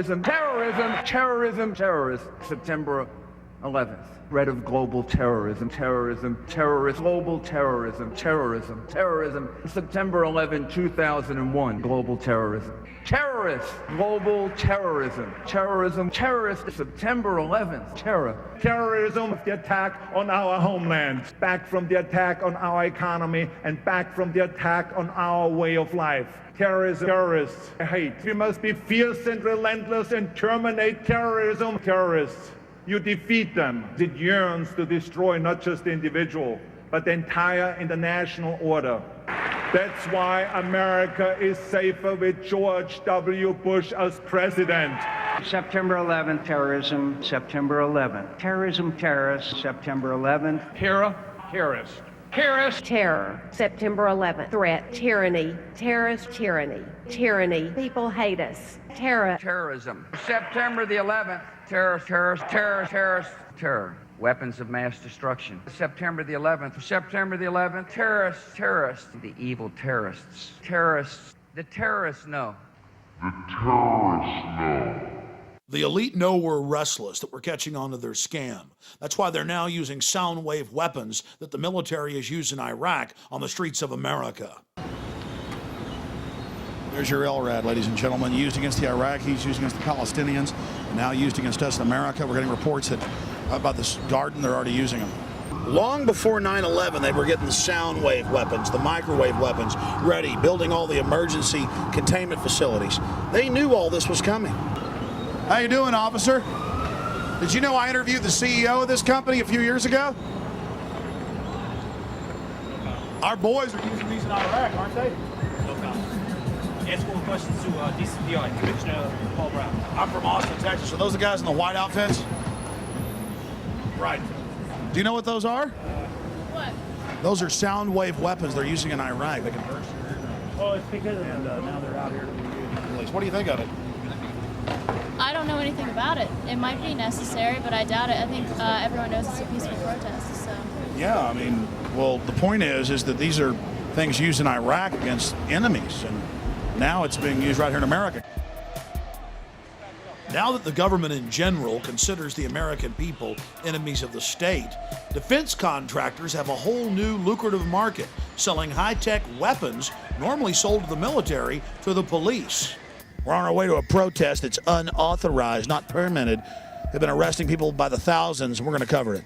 Of all the hundreds of huge protests we've seen, a small group broke off with an unpermitted march and is moving down towards Madison Square Garden, or MSG as New Yorkers call it. Now notice as we walk here that the roads have all been pinned conveniently ahead of the march. So tourists, anybody that's in here, to be arrested, and we are now inside the pins. And look at them hurting us. Look at their cars hurting us. I wonder if it'll be like Monday night. I wonder if they'll run horses and mopeds into us. 11:35. If you're here at 11:35, they will arrest you. But I'm sorry. They're hardly letting people out. They're opening up the pens a little inch to let people slowly trickle out. So they're set. And now we're getting in trouble for letting y'all know. Well, that little story about how they're going to arrest people really worked. Look, everybody's leaving. Police then went in with barricades and broke the protest up into 4 different blocks and randomly arrested innocent people. It was the same story over and over and over again, and police brutality was completely out of control. Reporters for Reuters, the Associated Press, student reporters, tourists, even an American Spectator reporter was arrested and taken to Pier 57. Look around you. A prison is being built. A high-tech, cashless society control grid. We're now going to explore the ruling elite in the world today and what their driving ideology and philosophies are. We'll also look at their minions, the people that slavishly serve them.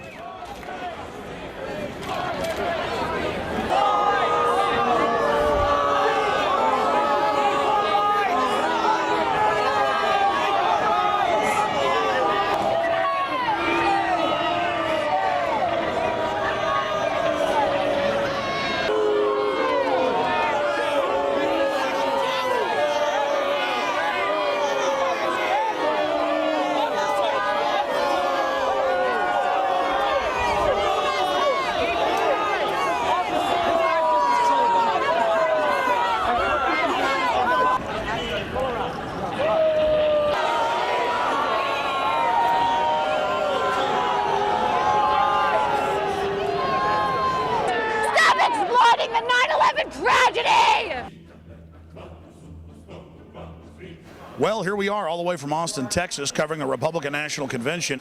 What we're seeing here is Skull and Bones coronation number 2. Well, down here you can see the CNN staff, Bush Light. They love the president, put out all the propaganda. They also worship Kerry.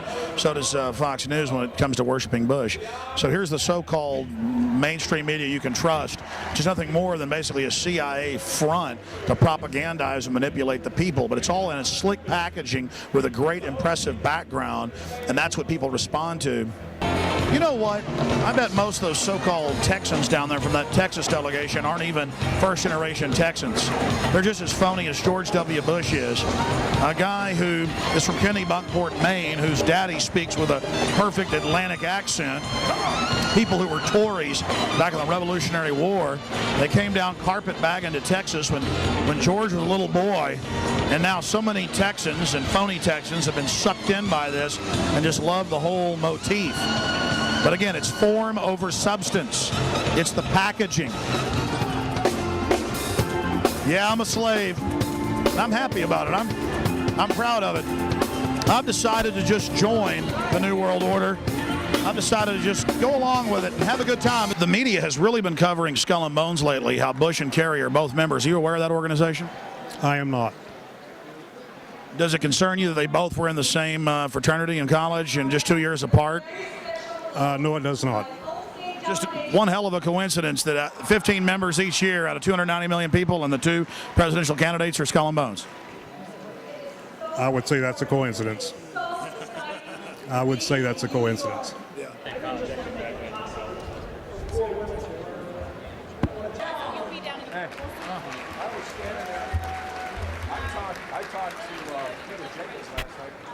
What do you think about Bush and Kerry being cousins and members of Skull and Bones? Excuse me? Did you know Bush and Kerry were cousins? Kissing cousins or what? They really are cousins. They really are. There's only 15 members of Skull and Bones each year out of 290 million Americans, and both of them are Skull and Bones. Certainly you're aware of that. Oh, well, why wouldn't you be? Talk to Bill O'Reilly. He'd have that answer. I know he would. Well, but I'm not talking to Bill O'Reilly. What do you think? Yeah. We need to talk about it. I mean, him and Kerry are cousins. They are members of Skull and Bones. The question is, would he be a Skull and Bones guy today? I mean, you know, people do crazy things when they're young. Well, his dad was a Skull and Bones, and his dad. It's in politicians' autobiographies. You know, it's in the encyclopedia. And it was called the Illuminati. I remember reading about the Illuminati in the 60s, late 60s, when Hal Lindsey came out with a book, The Late Great Planet Earth, and everybody's going to get raptured and go to, you know, and so kids were walking around talking about that theory, and then the Illuminati book came out, or a number of them came out, and it was one world government, one world money system, one world religion. That's all coming now. Oh, it is. Conspiracy theories never work. I mean, look at... Well, every time I bring it up, somebody says, oh, you think it's a conspiracy? No, it's a real group. I want to know what you think. We got into not a debate, but a gal who is a real confirmed Republican. She married a real liberal guy, and the next thing you know, we have her over for dinner, and I hate Bush. And I said, whoa, where'd all that come from? And she got right down to... you know, all the things of all the presidents being involved in this society, all Masons, And that was her whole base. And I hate Bush. And I said, Well, then how could she hate Bush? Because Kerry's a member. Well, yeah, that's a good question. A lot of people aren't going to know what Skull and I don't really know what it is. I know he was a member of it. It's some secret society, and it's so secret I can't talk about it. Yeah. By the way, you better watch yourself. You know what I'm saying? Because if there's anything to it, you're a marked man. You guys have a good night. But I'll tell you what, you're in the right place to be safe. You were both in Skull and Bones, the secret society. It's so secret we can't talk about it. What does that mean for America? The conspiracy theorists are going to go wild. I'm sure they are. I don't know. I haven't seen the web. Number 322? First of all, he's not the nominee. And, look, I look forward... Are you prepared to lose? No, I'm not going to lose. You both were members of Skull and Bones, a secret society at Yale. What does that tell us? Not much, because it's a secret. Is there a secret handshake? Is there a secret code? I wish there were something secret I could manifest. 322, a secret number? There are all kinds of secrets, Tim, but one thing is not a secret. I disagree with this president's direction. Most people don't know the Order of Skull and Bones at Yale is simply one chapter in a larger global organization known by many as the Illuminati. Its symbol is a skull and crossbones and the number 322. Skull and Bones is the name used by the uninitiated or non-members. The true name of the organization is the Order of Death or the Order of the Death's Head. George Bush and John Kerry have both been initiated in the same way. They swore an oath to the tomb, to the order of death above all others, and to wage eternal war against all of humanity. In April of 2001, ABC News was able to get a few minutes of video of a small portion of the ritual that's conducted outside in a courtyard. What they witnessed was macabre, chants of death equals death and devil equals death, accompanied by mock human sacrifices. President Taft was a prominent member of Skull and Bones, and in 1900, he became the first president to visit Bohemian Grove in Northern California, a satellite of Skull and Bones. For 3 generations, the Bushes have been members of Skull and Bones, and for 3 generations, they've traveled to Northern California and the Bohemian Grove. There are many prominent foreigners, like German Chancellor Helmut Schmidt. Ronald Reagan, Richard Nixon are pictured here in 1957 at the Bohemian Grove. Both men wrote about the organization in their public memoirs. Schwarzenegger is a reported visitor to the Bohemian Grove, as well as former President Jimmy Carter.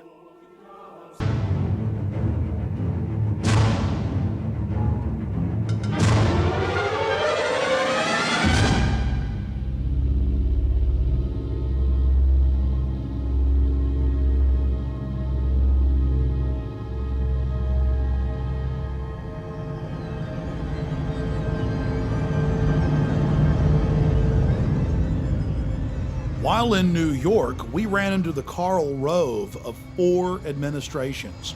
David Gergen, top presidential advisor to Ford, Reagan, George Herbert Walker Bush, and Bill Clinton. We couldn't believe our luck.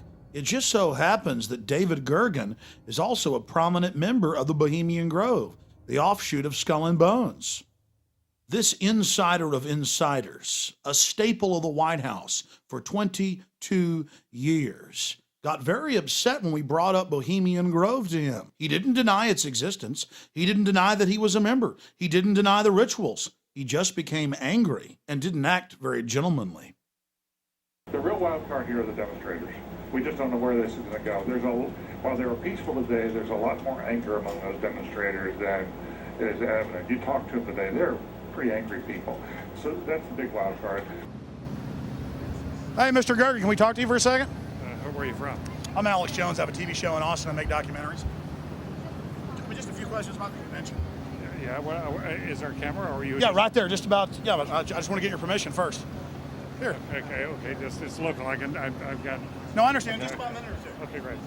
We're talking to David Gergen, and he has advised several presidents and, of course, has written quite a few books and is I would call you a political pundit or researcher? Commentariat, over the hill, whatever. Okay. How long have you been in New York? About 4 hours. What do you think of this circus? Well, I haven't seen all the protests yet, but I've never seen as much security for a convention as we have here. And it's, the city's almost closed down. I think it's remarkable. I think it's an unfortunate turn for politics that we have to have this many police around. There's been a lot of news articles and reports saying that there's a heightened risk of terror attacks. Do you think do you think there's a chance of that? Or comments? Well, listen, they just arrested, I think, or broken up some plot allegedly to somebody wanted to blow up subways. Yeah, I think it's a very real danger. And you've got Madison Square Garden is sitting right, basically on top of a train station, and Boston Convention was right on top of a train station. Yeah, I just have to remember that trains are very accessible, vulnerable, and that's what happened in Spain. They went after trains and they blew some trains up, and it wasn't very expensive. So I think there's that danger, but I think the police are on top of it. They're treating this as a special security event, which means there's not only the obvious police around, but believe me, there's a lot of private stuff going on here. Okay, one last question. I read a Washington Times article many years ago where you had a comment about the organization, and then now it's been in the Wall Street Journal, it's been in a lot of different newspapers, and that's the Bohemian Grove. And back in, 1996, when you joined as a Clinton advisor, the Republicans were criticizing you. Oh, what about Bohemian Grove? And then you countered them by saying, "Hey, I don't run around in the woods naked." What did that mean? Here is the before-mentioned Washington Times article where he said, "I didn't run around naked like they do." I don't know what quote you're referring to. I'm not aware of any quote like that. Listen, I am a happy member of the Bohemian Grove. I like the folks who come there, and it's really inappropriate for me to talk about the group beyond that. Thank you. Have you been there for the ceremony with the cremation of care? Frankly, I don't think that's something I need to talk to you about. Great owl of Bohemia, we thank thee for thy adjuration.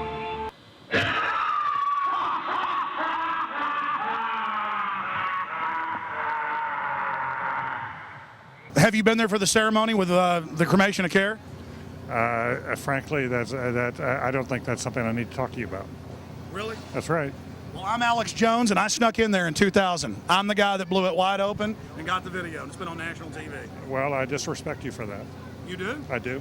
But it's a lot of big public officials going in there. Don't we deserve to know? I don't know anything about you, and I don't know anything about your film. But if you go in there with an understanding, you violated that understanding by releasing that film, and I don't respect you for that. Really? But we have public officials. I'm sorry. You took an understanding when you went in there that you would not do that film. And did you have an understanding when you went in there? No. Did you crash it? Yes. Yeah, and it has no trespassing signs there too, doesn't it? No, they put them up after. Oh, I'm sorry. I just walked in. I'm sorry, sir. I've been there before. I know what the circumstances are, and I'm sorry you violated the understandings. That was not a gentlemanly thing to do. But what about the ritual? Is the ritual gentlemanly?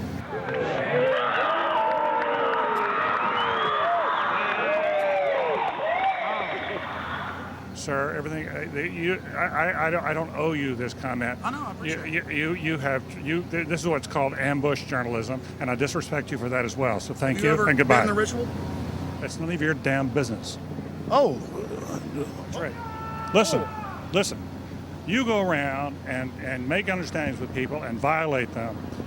You ambush people on the streets, and that's inappropriate form of journalism. If you wish to practice that, that's fine, but don't ask others to respect you for it. If you want to, you can do. You're free American, like anything you want. If you want to be uncivil and rude and ungentlemanly, that's up to you. But don't expect the rest of us to say, "Oh well, you're there, Mr. Gergen." I'm sorry, nobody sets policy in there. We try to be gentlemen, and obviously, you don't belong there. Weaving spiders come out here. Yeah, that is a three-pointer. Woo! Boy, I hit the hot button. Mr. Gergen, have a wonderful life. Say hi to Moloch for me, Canaanite deity, and I'll see you at Eyes Wide Shut, baby. Bye-bye. Get his face, get his face, get his face. Get his face, get in there and get his face.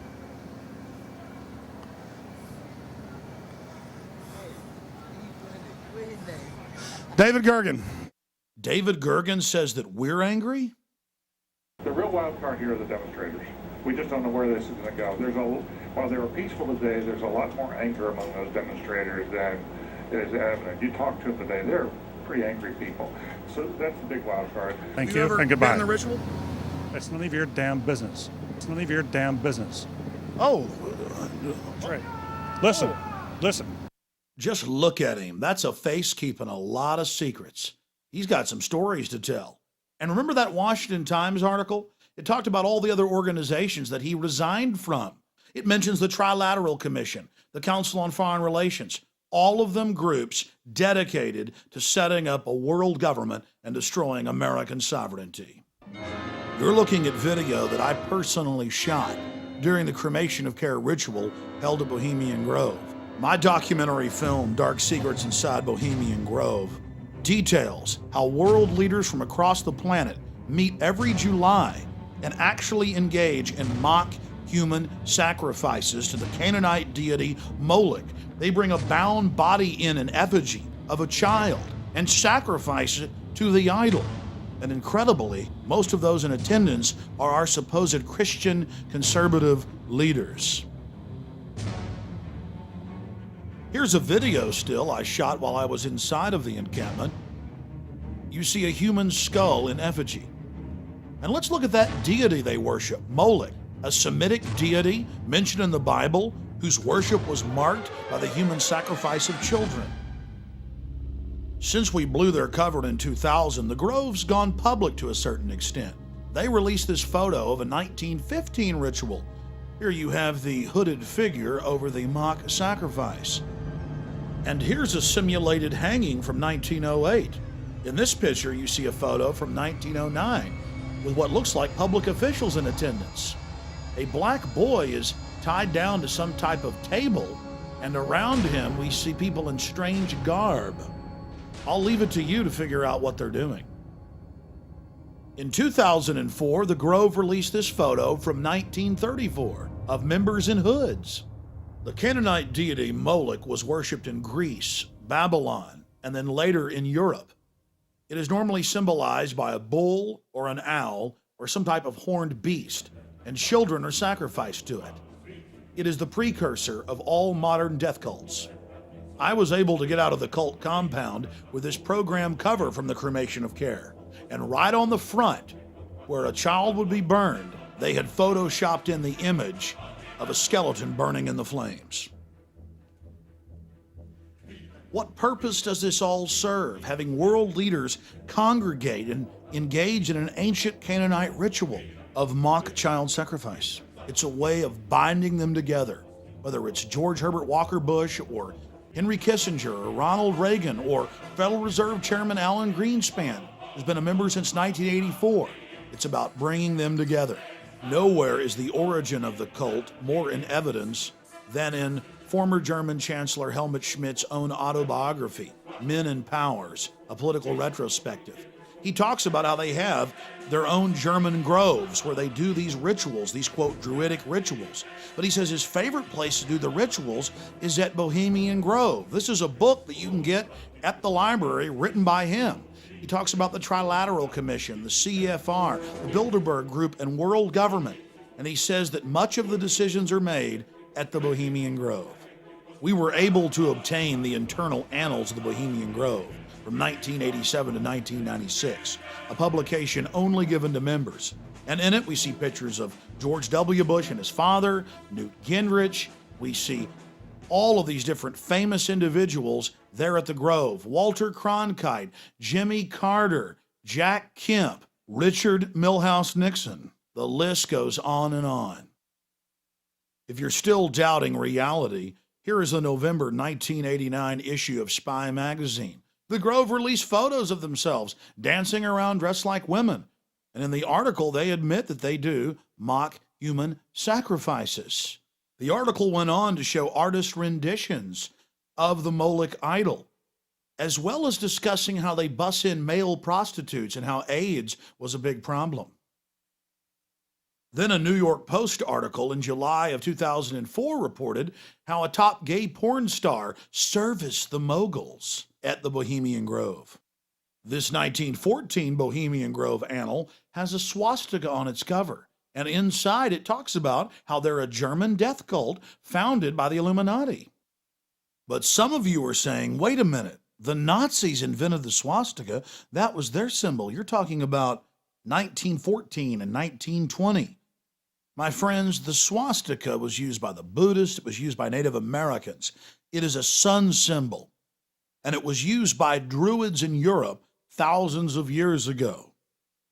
In the 1920s and 30s in the U.S., it was a symbol of good luck, like a horseshoe. But for the Nazis and members of the Bohemian Grove, it was a symbol of power. And Adolf Hitler was obsessed with the occult.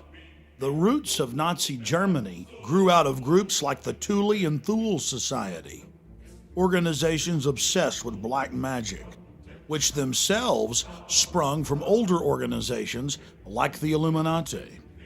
All of these groups corresponded and called themselves Orders of the Death's Head. Adolf Hitler was a member of the Thule Society. Here you see one of their publication covers from 1919. He took their symbol as the signet of his party. It has been reported that after Madame Blavatsky died, Aleister Crowley became the head of the German Illuminati, also known as the OTO. Aleister Crowley was called the most evil man alive because of the bloodthirsty rituals he engaged in. It's important to note that both of his children died in questionable circumstances. So should we be surprised that the leader of the Third Reich, who killed millions of people, was an adherent of both of these sickening individuals? The Waffen-SS were the henchmen of the Nazi Party, and they wore an aluminum or silver death's head on their hats. Here you have a famous field marshal of World War I, and adorning his headdress is a death's head. In reality, all of Hitler's actions were nothing more than a manifestation of the deepest and darkest dreams of the Order of Death. And remember that the Order of Skull and Bones of Bohemian Grove are nothing more than offshoots of this global movement. The Nazis wore a skull and crossbones on their hats. Compare that to the skull and bones symbol, and beneath that, an early Nazi Party medal, not just with a swastika, but the 32 or 322 of Skull and Bones. We see these symbols throughout Nazi culture, especially on their icons and standards. Hitler believed that they drew power from these symbols, and he publicly talked about it. Here is an official photo taken from the Presidential Library of George Herbert Walker Bush, showing him standing with his classmates. And there it is, the Order of Death symbol, the skull and crossbones with 322 beneath it. Would it surprise you to know that one of the chief members of Bohemian Grove, Thomas Watson, was also an adherent of Adolf Hitler's ideology, and that international business machines were integral in controlling the death camps? IBM was absolutely essential in assisting Hitler in numbering and exterminating the Jews and other undesirables. The famous tattoos on Jews' arms were international business machine numbers that were entered into the computers. The computers would then decide how long to keep someone alive and how hard they could be worked according to height and body weight as well as age. Here's a photo of Mr. Watson with Adolf Hitler in the late 1930s. It's not a coincidence that today IBM is the backbone of national ID card technology in the United States and across the world. Ford and General Motors were also involved in the Nazi war machine right through the war, and not one of these robber baron industrialists was ever prosecuted. Here is the international business machine that calculated the deaths of millions. The modern Olympic symbols have nothing to do with Greece. They were drawn and designed by Adolf Hitler, and we still use them today. The Order of the Death's Head symbols are all around us, but the general public is too blind to see it. Now we will explore how the American branch of the Illuminati aided and abetted Adolf Hitler, and how the Bushes were the first family when it came to treason. I've been an investigative reporter and a journalist for 35 years. I've worked in every major media market in the United States, and I've written for more than 100 newspapers and magazines nationally and internationally. So last September 17th, I became the first journalist in U.S. history to go to the U.S. National Archives and the Library of Congress and pore over the thousands of pages of documents in both places to prove beyond a shadow of a doubt or any refutation of the facts that Prescott Bush, the grandfather of George W. Bush, and George Herbert Walker, his maternal great-grandfather for whom his daddy is named, were Nazi traitors to the country who should have been tried for treason. 2 weeks ago, in early August, a major world newspaper, The Guardian of London, finally got on the story internationally, and they flew a renowned reporter of theirs named Duncan Campbell over to Washington to take me back to the archives and Library of Congress so that they could verify that these explosive documents were real and I didn't have forged copies. Prescott Bush was the grandfather of George W. Bush and the father of George Herbert Walker Bush, and George Herbert Walker Bush is named for his father-in-law, George Herbert Walker.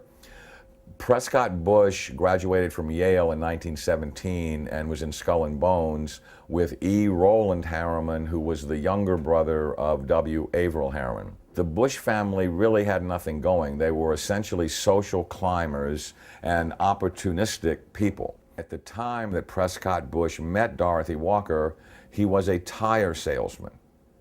And George Herbert Walker, as all fathers do when their daughter's going to marry someone, said in his heart, you know, it's not an appropriate thing socially that my daughter marry a tire salesman.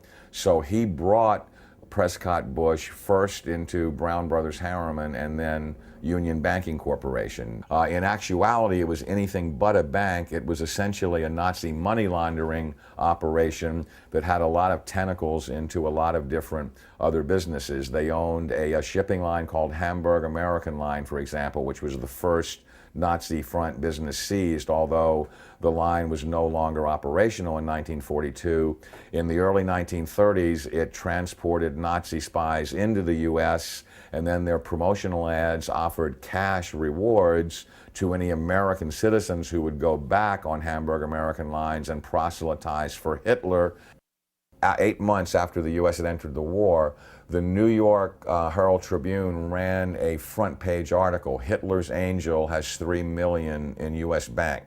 And it caused a major scandal and just rocked the world of politics. Brown Brothers Harriman, which George Herbert Walker and Prescott Bush were affiliated with and partners in, worked with I.G. Farben, which operated Auschwitz.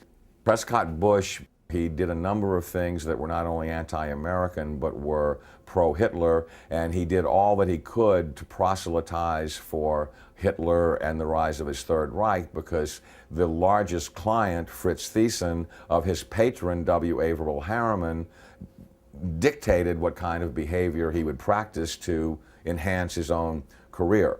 So he was put on the board of directors of Union Banking Corporation, and he was also a shareholder in Union Banking Corporation along with E. Roland Harriman. But what's interesting about what the documents show is that they clearly state that all of the shareholders were phantom shareholders for Fritz Thyssen and did his bidding directly. So the point I'm making is it's not as if they bought these shares of stock as a passive investment to hopefully profit from the war. They were directly doing the bidding of the individual who built the Nazi war machine. Some very shocking documents that I saw at the Library of Congress 2 weeks ago on August 10th, on August 9th, excuse me, had to do with the hearings of the McCormick-Dickstein Committee of November 1934, show that Prescott Bush and the DuPont family, the Remington family, and J.P. Morgan tried to overthrow the U.S. government, assassinate FDR, and put a Hitler-style fascist state in place. I have in my possession testimony from the McCormick-Dickstein Committee in November of 1934 by one of the fascist plotters that they were going to follow Hitler's model exactly and impose martial law on the United States, round up unemployed people that were worthless to the economy and troublemakers and Jews and put them into internment camps. And their plan was, if necessary, to exterminate the people that could not be part of the effort. The only reason the coup attempt in 1934 didn't succeed is that they hired the wrong general to lead it, General Smedley Butler, the great Marine hero, two-time Congressional Medal of Honor winner, who worked with the plotters just long enough to be able to identify who they were and then blew the whistle on them to Congress. Incredibly, after being warned by the FBI and the Justice Department and the Treasury Department to cease and desist in their Nazi dealings, they had continued them until 1951.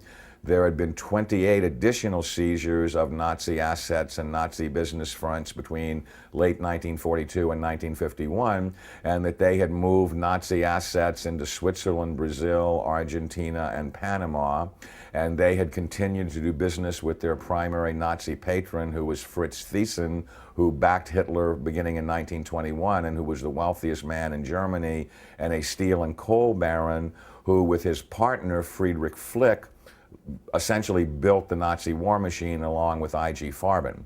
In 1951, when Fritz Thyssen died in Argentina, Union Banking Corporation was liquidated by the U.S. government, and Prescott Bush received $1.5 million for his holdings in his Nazi business, and that was the beginning of the Bush family fortune for all intents and purposes. George Bush doesn't take his philosophical foundation from the Bible or the teachings of Jesus in the Sermon on the Mount. George Bush takes his inspiration from what he learned in Skull and Bones and from the Thule Society that Hitler and Goebbels and Goring cut their teeth in, Bohemian Grove, these evil organizations that perpetrate the ugly things that these criminals are doing to this country for which they must be held accountable. Now you look at the Republican National Convention this week and you bring in Arnold Schwarzenegger to speak last night. Schwarzenegger is the son of a Nazi. He has praised Nazis. He has praised Hitler. He talked last night in terms like, we will not falter, we will not waver, we will win this war on terror. He's a leader who doesn't flinch, who doesn't waver, and does not back down. Well, that's exactly the speeches that Hitler made after the Reichstag fire. Terrorism and the homeland being under attack are precisely the issues that Hitler used to subvert everything within the German system of government. This is a criminal regime. They not only emulate Hitler, but its genesis comes from Hitler. And I defy anyone, a historian, journalist, author, anyone, to come forward and disprove my premise that you cannot differentiate Hitler's invasion of Poland in 1939 and the Reichstag fire and his attempt to dominate the world from George W. Bush's unprovoked invasion of Iraq and subversion of the Constitution through the Patriot Act after 9/11, which I submit is his Reichstag fire.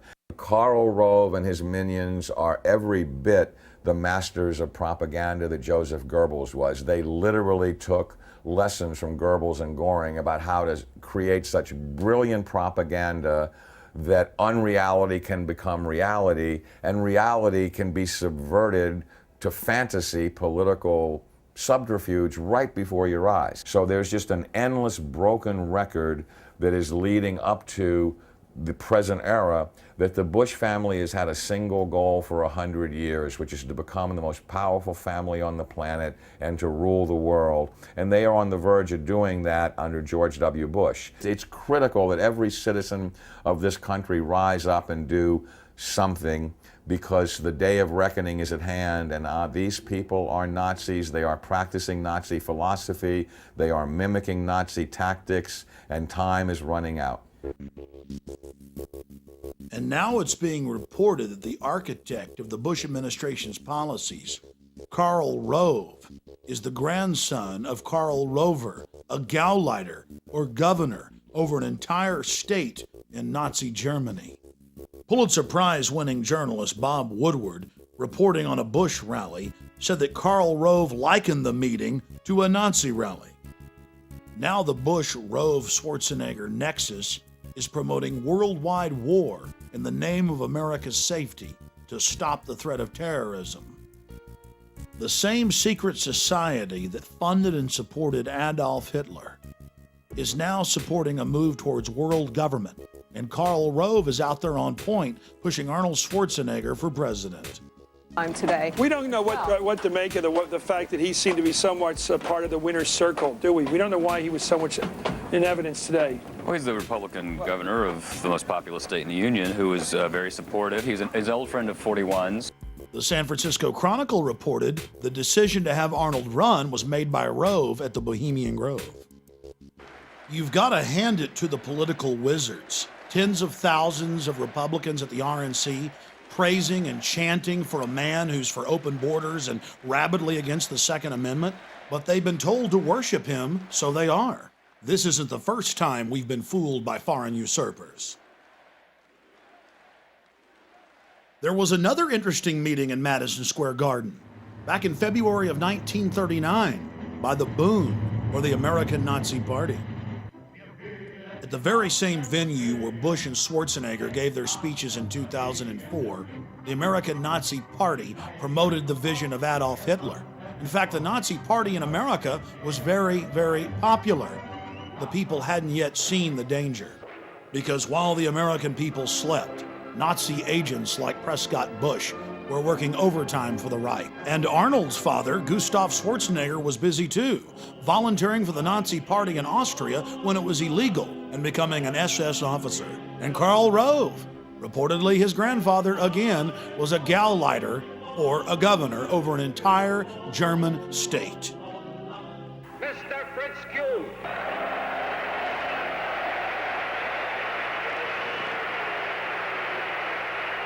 You all have heard of me through the Jewish-controlled press as a creature with horns, a cloven hoof, and a long tail.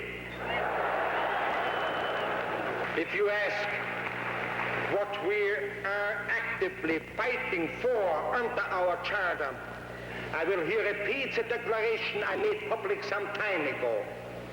First, a social, just, white, Gentile, ruled United States. Second, all the American Nazis talked about was how much they loved America, how pro-USA they were. And a lot of the public bought it. And the fathers and grandfathers of the men who run our country today were in full support of the Bund. It's now the 21st century, and things have gotten a lot slicker. The question is, will the public buy it? California Governor Arnold Schwarzenegger.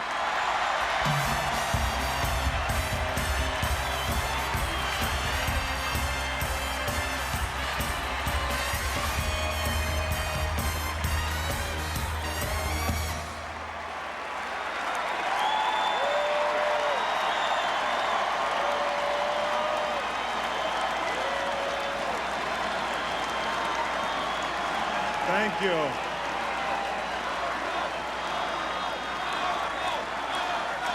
Did I wake up in the middle of a Twilight Zone or Outer Limits episode?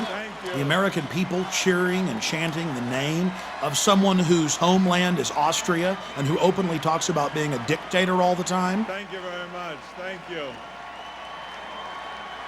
What a greeting. Arnold wants to be our leader, our Fuhrer, and as American citizens, we have a right to expose him, and that's what we're about to do. From CBS's 60 Minutes to NBC's Meet the Press, Arnold has been all over the airwaves, pushing for amending the Constitution so he can run for president. High-level members of his gubernatorial campaign have now started a national movement to repeal Article 2, Clause 5 of the U.S. Constitution that blocks foreign-born from the presidency. In November of 2004, former President George Herbert Walker Bush gave Schwarzenegger the George Bush Award at his presidential library in College Station, Texas. And he told the crowd, "Don't bet against Arnold Schwarzenegger. There's a good chance he's going to end up being our president." Arnold Schwarzenegger positioned himself into the Kennedy family by marrying Maria Shriver. And now she's out shilling for him, but saying, "It's for other foreigners, not for my husband. Change it for everybody. It's fair. Just trust me." For well over a year, every day they're in the newspapers or on television pushing to change the Constitution. And now Schwarzenegger, in an authorized biography, has told the Kennedy biographer that yes, there is a secret plan to put him into the White House. And the powerful head of the Senate Judiciary Committee, Orrin Hatch, has introduced what is called the Arnold Bill. There are 3 other pieces of legislation introduced by other congressmen like Dana Rohrabacher in the House. They just continue pushing and pushing and pushing, despite the fact that in major polls, 80+% of Americans are against changing the Constitution for Schwarzenegger. But we've got to take the threat seriously, because after a year of propaganda, the numbers have dropped to 65% being against it. And then you have to ask yourself, what will those numbers be in 4 years? The elite love Arnold Schwarzenegger because he has an international appeal, and they've been very carefully grooming him for his role as American president inside the New World Order. That's why we've launched Americans Against Arnold and the website arnoldexposed.com in a desperate attempt to stop this foreign usurper. Efforts by supporters of California Governor Arnold Schwarzenegger to change the United States Constitution are not sitting well with the Texas radio host. Alex Jones claims he raised $5,000 in just 2 hours to combat the campaign for a constitutional amendment to make non-native citizens eligible to serve as president. Jones says he will run TV ads in Austin, Texas and Sacramento, California, opposing the amendment drive. Now let's look at the men who hold the strings connected to the marionette. Here are 2 different San Francisco Chronicle articles revealing that it was Karl Rove at Bohemian Grove that set the strategy for Arnold's successful gubernatorial win. An article in the Scotsman newspaper in September of 2002 openly showed Arnold Schwarzenegger with Warren Buffett and Lord Rothschild and said they were there meeting at the Rothschild Castle to discuss business strategies. In the article, they talked about how he was lining up his run for U.S. president a year before he ran for governor. In the middle of the Enron-engineered California energy crisis, Arnold met secretly with Michael Milken, the junk bond dealer, and Kenneth Lay at a Beverly Hills hotel. The federal government has now released documents from the event, and guess what they were doing at the meeting? Discussing how to cover up Enron's culpability. Arnold ran for governor promising that he wouldn't take special interest money. Guess what? He's broken all previous records for taking corporate money. Like other famous Austrians we can think of, Arnold is obsessed with being king of the world. He's told friends, family, newspapers, magazines, over and over again that he wants to be ruler of the world, that he dreams of being a dictator, that he wants to be worshipped at a Nuremberg-style rally like Hitler. Rolling Stone reported on it in the 70s. The London Guardian and CNN in 2003 both reported how he told friends and family of a recurring dream where he walks the earth as our ruler, and of a 50-year plan he had as a young man to become world ruler. In 1990, he told U.S. News and World Report, "My relationship to power and authority is that I'm all for it. People need somebody to watch over them. 95% of the people in the world need to be told what to do and how to behave."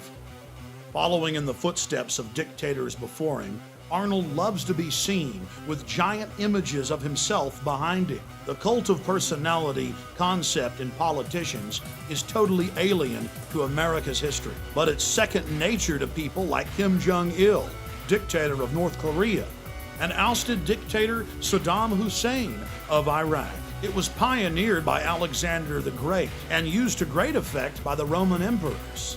Hitler and Stalin just loved it because it made the people feel insignificant. In the dystopic novel 1984, huge portraits of Big Brother stare down on the slaves. But after all, Arnold's just going with the times. Now across the United States, we've seen these giant billboards with George Bush's picture on it, paid for by his supporters, that say, "George Bush, our leader."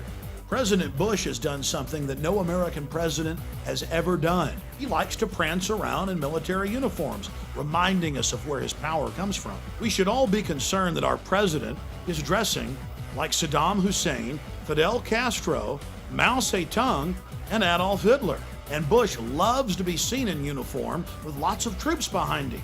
But so does Arnold. Here is Schwarzenegger giving the fascist salute in one of his bodybuilding poses.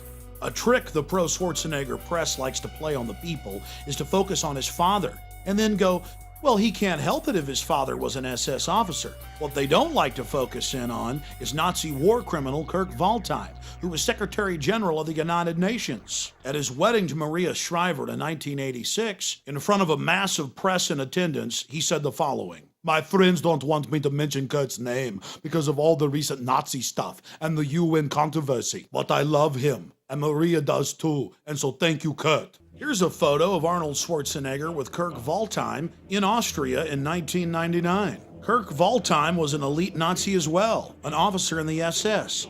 He hunted down American soldiers in Serbia and killed them. An article in '92 in Spy magazine reported on how Arnold liked to give away recordings of Adolf Hitler to friends in California. It also reported on how he loved to give the Sieg Heil salute. Former Mr. Universe Rick Wayne went public and talked about how Arnold loved to call black people the N-word and said they couldn't run or do anything, and how he went on to say that blacks were basically worthless to society. A second champion black bodybuilder, Robbie Robinson, went public. And in his testimony, he talked about a public event in front of thousands of people where Arnold in 1978 began screaming, "Down with the N-words, down with the blacks, subhuman, you people can't run the country." It goes on, but the mainstream media ignores it. Arnold's barbaric treatment of women is legendary, and he's publicly apologized for it. The reason this is so important is it shows a total lack of control. He's a wild man.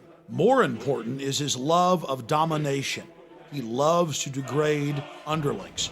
Arnold has never challenged a 2001 Premiere Magazine article where he reportedly makes unattractive members on set get on their knees and call themselves ugly dogs. He reportedly revels in humiliating people until they cry. Not only is he a man after the elite's own heart, loving to dehumanize, he's totally compromised. If we know about all of these skeletons, imagine how many are still in the closet. In a sit-down interview Arnold gave We Magazine, he talked about drug use and sex orgies. The elite just loves that. Total control over their puppet. Then there's all the publicly available gay porn. That's right. In gay porno mags, Arnold's done some spreads. But on top of it, there's the private collections of people like Robert Mapplethorpe, who was a pioneer in hardcore homosexual pornography. One of the biggest problems in Arnold's portfolio of horrors is his admitted use of anabolic steroids. Anabolic steroids, especially heavy use, can permanently change one's psychological makeup. He's also been a poster child for steroid use that has been a ravage on the youth of America. But being a bad role model is nothing compared to the psychological effects that include mania, roid rage, extreme aggression, delusions of grandeur. This is what testosterone and its derivatives cause. It's in the medical handbooks. So let's look at this again. An individual who says he wants to be a dictator, who reportedly hands out recordings of Adolf Hitler's speeches, who openly promotes admitted Nazis like Kurt Waldheim after they're exposed as Nazis and doesn't apologize about it, now wants to be our president. And he's taken a drug that can permanently alter the chemistry of the brain, making you domineering and aggressive and delusional. We're talking about Arnold Alois Schwarzenegger being positioned to be president of the United States, in control of all of our military forces. Think about this compromised individual. In control of our B-2 bombers, our nuclear submarines, our nuclear missiles, our Air Force, our Army, our Navy, everything. You put that together with the police in black uniforms, the ski mask, the Patriot Act. It's a nightmare. And we have the very same elite that tried to bring Hitler to power now pushing Schwarzenegger. It's up to you, America. You better research these facts for yourself and take action to defend our republic from enemies foreign and domestic. In the battle for our liberties and freedoms and our children's future, it's going to be reality, not illusion, that's going to save this country. If we believe the propaganda and the slick packaging, we are going to go into the Fourth Reich of the New World Order. Schwarzenegger and his controllers are counting on you to not take action, to not inform yourself and others, to not stand up against this insane action that they're taking against us, trying to put some foreigner from Austria who says he wants to be a dictator and in control of this country. And in spite of the attack on our homeland, on our homeland, on our homeland, on our homeland. Schwarzenegger has the nerve to call America his homeland. By definition, your homeland is the country where you were born. And that country for you, Arnold, is Austria, of the Black Eagle and Lederhosen, where your father was an SS officer, where your mother, when he died, married another top SS officer. That's your homeland. Your homeland is the birthplace of Adolf Hitler, and America will never be your homeland. Your claim of America as your homeland is as false as everything else you do. Then Arnold went into a very revealing diatribe where he talked about the police state in Austria, a police state his father helped set up. The problem is America's turning into that very police state. It's a mirror image. When I was a boy, the Soviets occupied part of Austria. I saw their tanks in the streets. I saw communism with my own eyes. I remember the fear we had when we had to cross into the Soviet sector. Growing up, we were told, don't look the soldiers in the eye, just look straight ahead. It was common belief that the Soviet soldiers could take a man out of his own car and ship him back to the Soviet Union as slave labor. Now, my family didn't have a car, but one day we were in my uncle's car. It was near dark as we came to the Soviet checkpoint. I was a little boy. I was not an action hero back then. But I remember how scared I was that the soldiers would pull my father or my uncle out of the car and I would never see them again.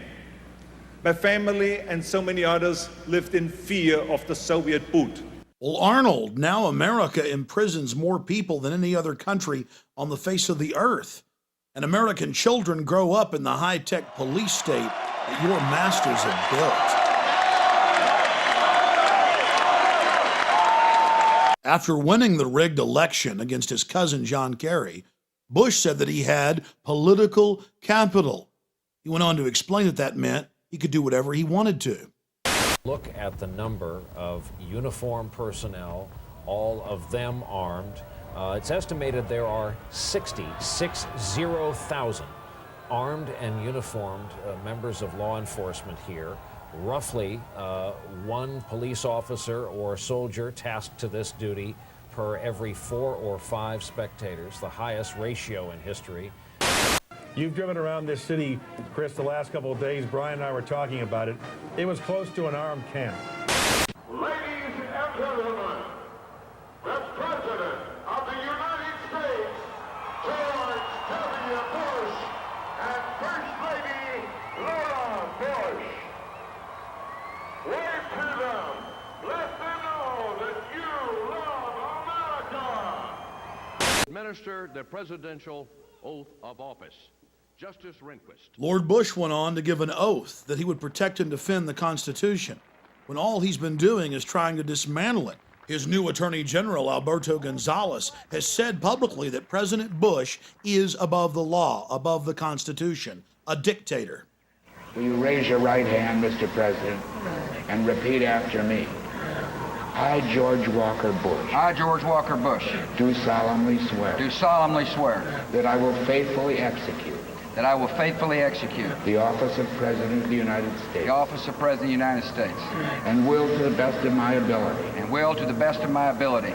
Preserve, protect, and defend. Preserve, protect, and defend. The Constitution of the United States. The Constitution of the United States. So help me God. So help me God. Congratulations.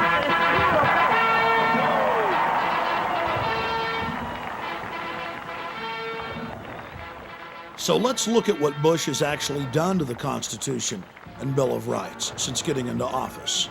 He passed Patriot Act 1 that dismantles at least 7 of the first 10 amendments.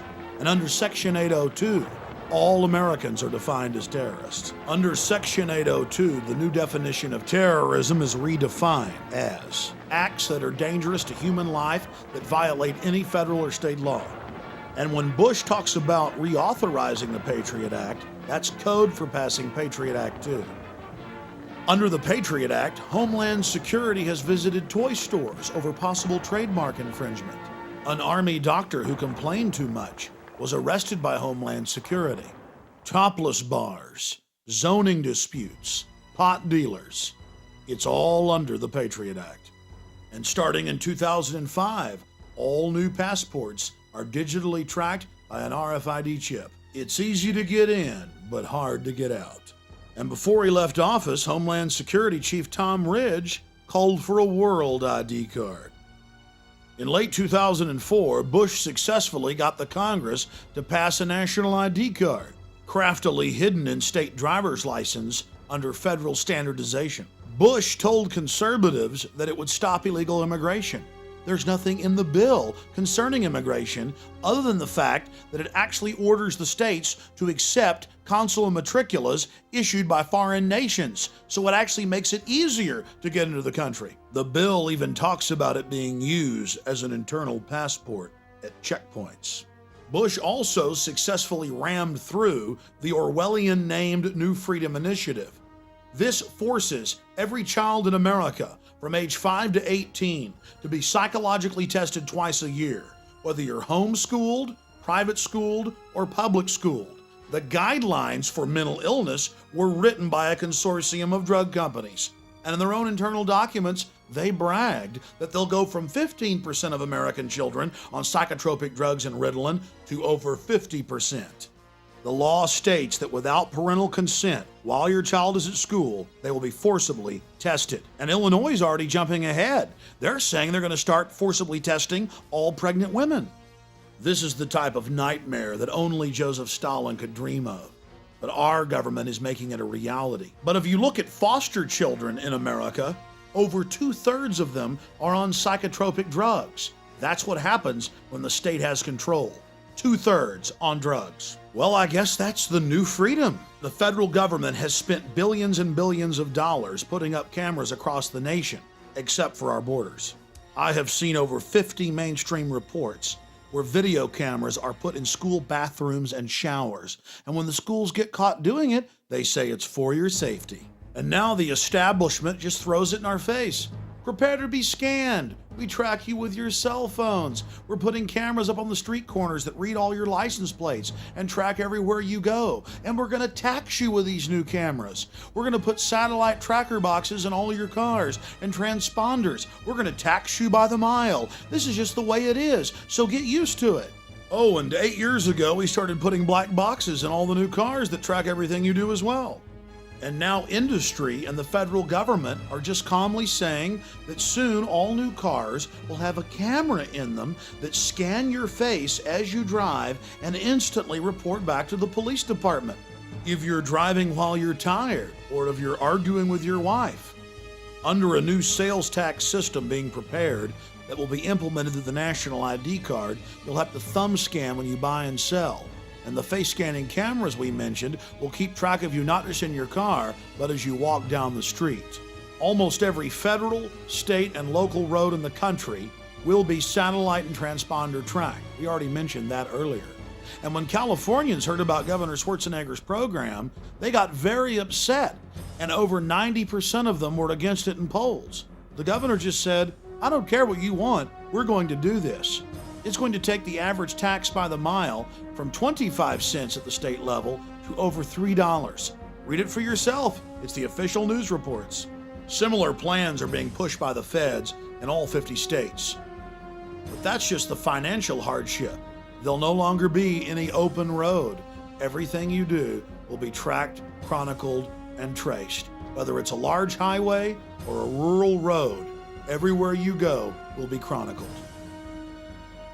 And in middle schools across the country, students are having to wear RFID tags around their necks, tracking and training them how to be good little prisoners. And now hospitals are openly discussing making their patients take implantable microchips. Bars in the United States and Europe make their patrons take chips before they can enter the VIP sections. And now the Mexican Attorney General has forced over 160 of his deputies to take implantable microchips if they want to work in his office. I, Richard Cheney, do solemnly swear. I, Richard Cheney, do solemnly swear That I will defend and support the Constitution of the United States. that I will support and defend the Constitution of the United States Against all enemies, foreign and domestic. against all enemies, foreign and domestic. It's no wonder that Speaker of the House Dennis Hastert stumbled over the oath as he read it. He's not stupid.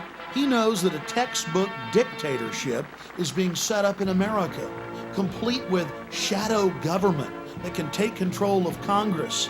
Oh yes, now Congress has given its authority up to an unbridled executive branch. There have been other cryptic statements. The outgoing head of CENTCOM, General Tommy Franks, told Cigar Aficionado that if America is attacked by terrorists again, we'll have to suspend the Constitution in favor of a military form of government or martial law. It's abhorrent to American values to have the military involved in any way in civilian life, especially in law enforcement. It's been a staple of Communist China and Nazi Germany, Soviet Russia, and Cuba today, but not America. Why are we following every telltale sign of a police state? We're dealing with a group of predators, an elite that sees us as cattle, as their slaves. They want to train us to be predators like they are, to join them in their quest for world empire, to be their cannon fodder. Just look at the torture they've been promoting on television and in movies, and then we watch as it manifests itself in the real world, in Iraq and Guantanamo Bay. What we're witnessing is the construction of a worldwide dictatorship. But to get it done, they have to be able to manipulate us into going along with it. They're confident that you won't wake up till it's too late. The good news is people are waking up in record numbers. The question is, now that you know the secret, now that you understand the inner workings of the New World Order, will you take action to wake others up and stand up against this Fourth Reich of the elite? The globalists have America and Europe in their grasp today, but tomorrow they want the world.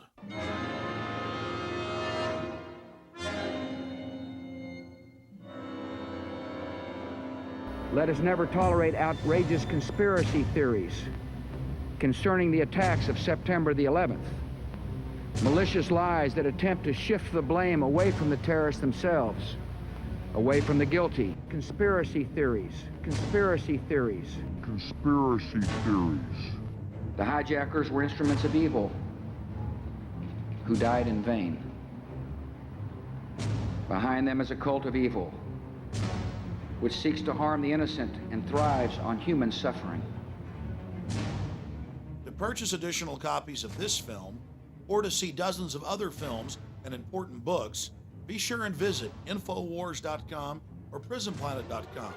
Or to order, simply call toll-free 1-888-253-3139.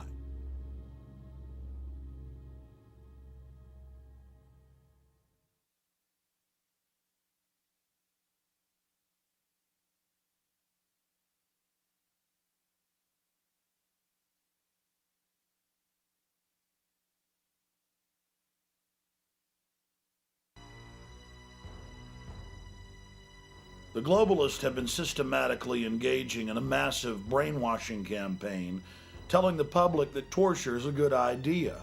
And now we've seen the aftermath of torture. The Joseph Mengele-style abuses include killing detainees and harvesting their organs. But they don't just torture people to death. They do things so horrible we can't even mention them here. And there's no mystery when it comes to finding out who ordered all of this ultra-brutal torture at Camp X-Ray at Guantanamo Bay and Gitmo and 32 other camps in Iraq. Alberto Gonzales and Chertoff and the rest of Bush's crew openly wrote memos detailing how torturing people unto death is an okay thing to do. It's part of the public record. The White House and Pentagon ordered the torture, but when they got caught, they just burned a few of their underlings. The Pentagon's own reports admit that 90% of those that were picked up at checkpoints in Iraq were totally innocent, but that didn't stop them from being tortured. In fact, the Army's own report admits that military dogs were used to bite and frighten detainees, that women were brutally raped, that detainees were beaten to death and sodomized with large objects dripping with battery acid. People's children were also raped in front of them to attain answers. This is the same type of mentality we see from serial killers, and it's riddled with all sorts of perverted sexual abuse. Is this what the land of the free and the home of the brave has become? After 13 years of sanctions, over 1.5 million Iraqis died, 700,000 of them children. And now thousands of private contractors have taken over the torture where the Pentagon left off, following in the footsteps of other famous control freak serial killers and torturers. The only reason the elite is selling us on torture is because they want to condition us to where we will accept its use against us. And it's been going on for decades in America, in the prisons, and against pro-life demonstrators, environmental activists, and anyone else that doesn't totally submit to their tyranny. The footage you're seeing is from the late 1980s and early 1990s, where the police openly pulled out nunchucks, started wrapping it around the arms of peaceful pro-life demonstrators and brutally breaking them, simply because they refused to get off the side of the sidewalk. The police thought it was their right to break people's arms because they didn't follow their orders.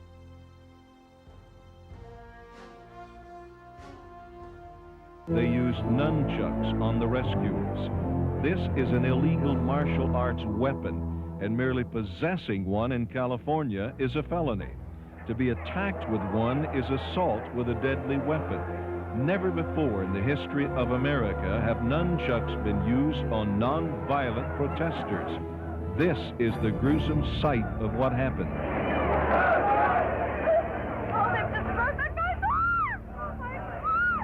The police, in unprovoked cruelty, wrapped the nunchucks around Michael Hausman's arm and broke it.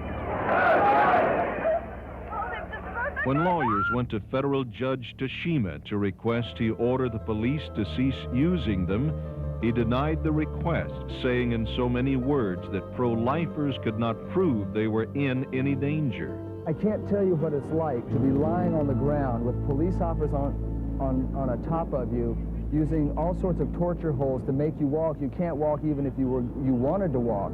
And their sole intent is to torture you. And then listening to the screams of the people.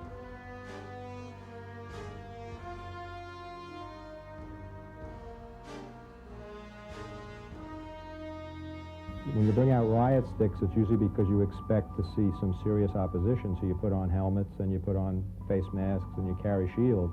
These policemen were bareheaded. But here it was calculated torture, and the policemen were enjoying the pain. They laughed at the people screaming, and all of us screaming, all grown men, mature men. You couldn't help but scream. What happened was when the two nightsticks squeezed on the wrists, they cut off the nerve ends and the flow of blood, and your hands swelled up to almost twice the size, and they turned black. It didn't matter whether you were a woman, a man, an old person. It didn't matter what your age, sex, or anything, that they were just there. They were going to brutalize everybody. And I think probably to the women more particularly, that they were very angry that they couldn't get a young woman like myself to walk. And I could tell that it was a pride issue. This is an important illustration because it shows us how long this tyranny has been going on in this country. And if they can get away with it with one group, they can get away with it against everybody. The fact of the matter is, the establishment and its enforcers have been setting the precedent for a long time to torture women in plain view of the public, to use illegal nunchucks and break people's arms. And now in Iraq, they have these big live TV shows with all the people confessing after they've been openly tortured. And in 2005, people they take into hospitals who refuse drug tests are restrained and then tasered repeatedly until they go ahead and urinate in a cup. And there are hundreds and hundreds of examples we don't even have time to cover here. The point is, this is all macabre and terrifying, and the New World Order is conditioning us to accept it. We must resist it.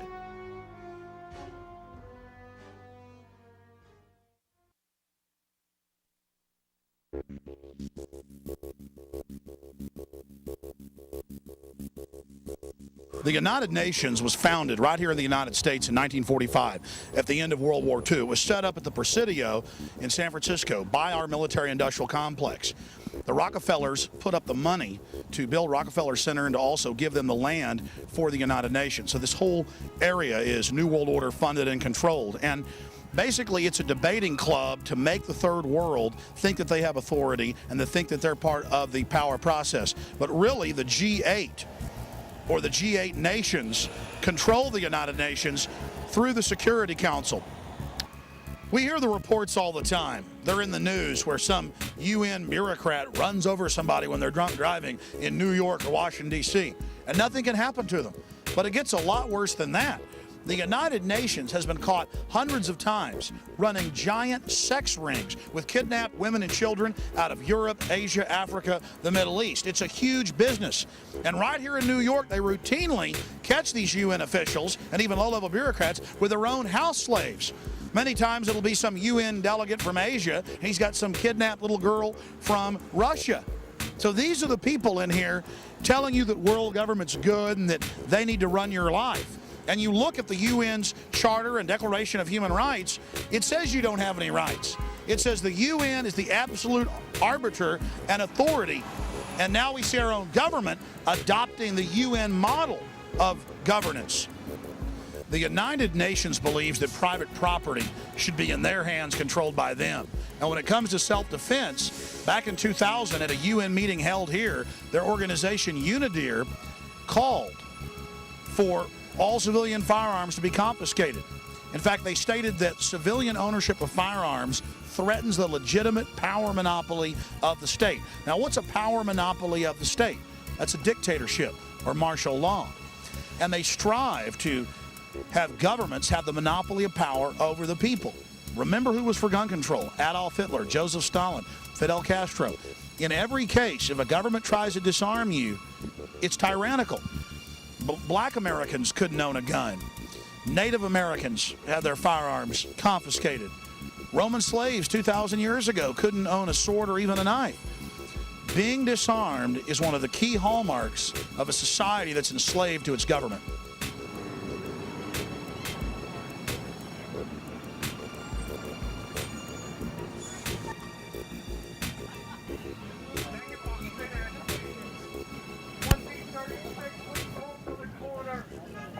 Sorry.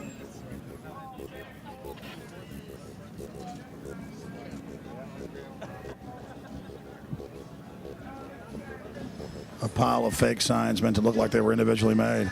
Getting slick here. Republicans do that too.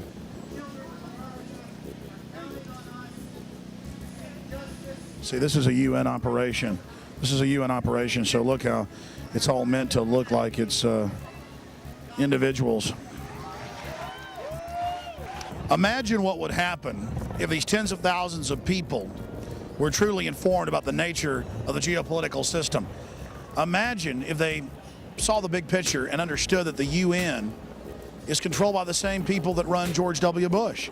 But they're all here beneath the United Nations, calling for it to be the global authority, and that somehow all of the ills in our government are caused by national sovereignty. When that's not the case, my friends. The people destroying America are the very people that created the United Nations. It is nothing more than a rubber stamp, a front group of the military-industrial complex of the New World Order. Year after year, the peace activists come out in an ineffective move criticizing Republicans, but it's impossible for them to ever criticize Democrats, who are, as the cliche goes, two sides of the same coin. Democrats and liberals, progressives, socialists, communists, whatever you want to call them, can see the corruption of the Republican Party, which is there for anybody to see. It's horrible. But they can't see the corruption of the United Nations that had thousands and thousands of Indians murdered in Burma just a few years ago to make room for United Nations UNESCO land sanctuary. These guys can see the corruption of the big oil companies, but they don't want to see the document showing that the big oil companies put up the money to found the United Nations so they could control this growing world government body way back in the mid-1940s. You know, we've got the documents where Dr. Henry Kissinger back in 1973 told the most populated 5 third world nations that they had to sterilize forcibly half their women or they wouldn't get IMF and World Bank funding. And the United Nations certified that plan with the IMF and World Bank and helped carry that out. The UN's been caught being involved in sterilization programs in Latin America, in Asia, in Africa. And the last 6 years, 2 separate cases in Asia and Africa, the UN has been caught in massive vaccine programs, tainting them with a very expensive synthetic hormone. They bind it to the tetanus pathogen, give it to women. It's a program only for women because it wouldn't hurt men, and it then permanently sterilizes the women. Now, how is that loving and good? Well, you see, the United Nations thinks that population control is a good thing, both physically with the police state, but also stopping people's reproductive rights, sterilizing them. The UN has put out dozens of public documents where they're calling for an 80% world population reduction. In fact, at the Beijing Women's Conference, the World Conference, back in 1997, the head of the UN Food Program said, "We will use food as a weapon against the people, and we do not apologize about it." And they also gave China awards for their horribly vicious one-child policy. And now you've got 35 million more men in China than you have women. It's causing a societal breakdown. Even the communist Chinese are backing off that policy, and the UN has been urging them not to. Most of these people here are well-meaning good folks, just like most of the idiots at the Republican National Convention are. They can't see evil. They can't name evil. They can't face up to what it is. The facts are a bunch of Malthusian, social Darwinist, same people that funded the Nazis, set up the UN to con good liberal-minded people into being part of this system. That's all this is something to co-opt the population and to enslave the population and to misdirect people into thinking that they have a real escape from the fascism of the Republican Party and other right-wing command and control dictatorships around the planet.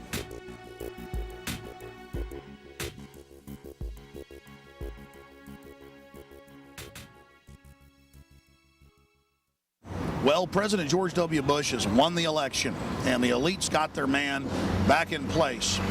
President Bush, of course, has been great for the elite because he's neutralized so many millions of conservatives who believe that he actually follows conservative policies, whereas in truth he's for open borders, gun control, signing on to UNESCO and the United Nations, the growth in government in his first term, double the growth rate under Bill Clinton.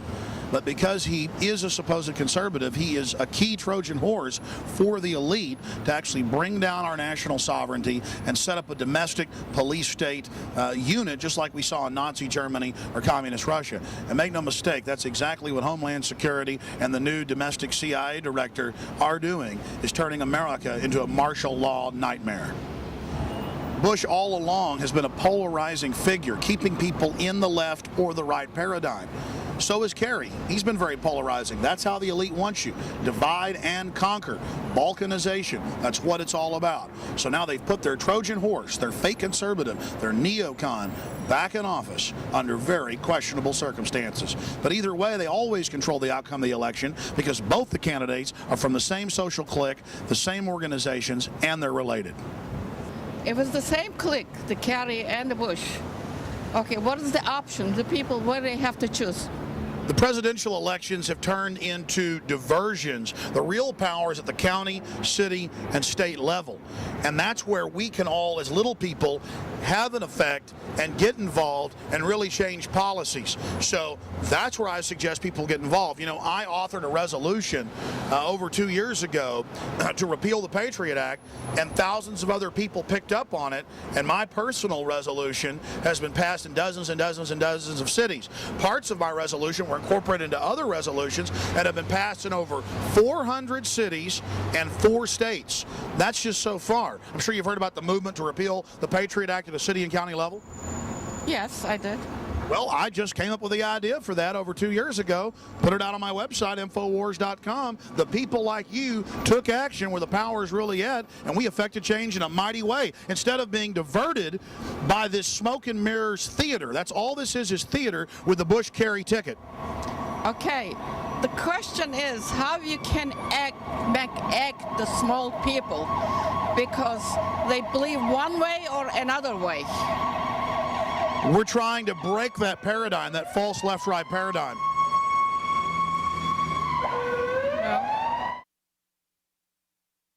During the protest, we met some great New Yorkers who invited us out for a tour of the city by water in their speedboat. So to add some balance, I thought I'd end the film on a happier note. Ground zero, directly ahead of us, folks. Right there.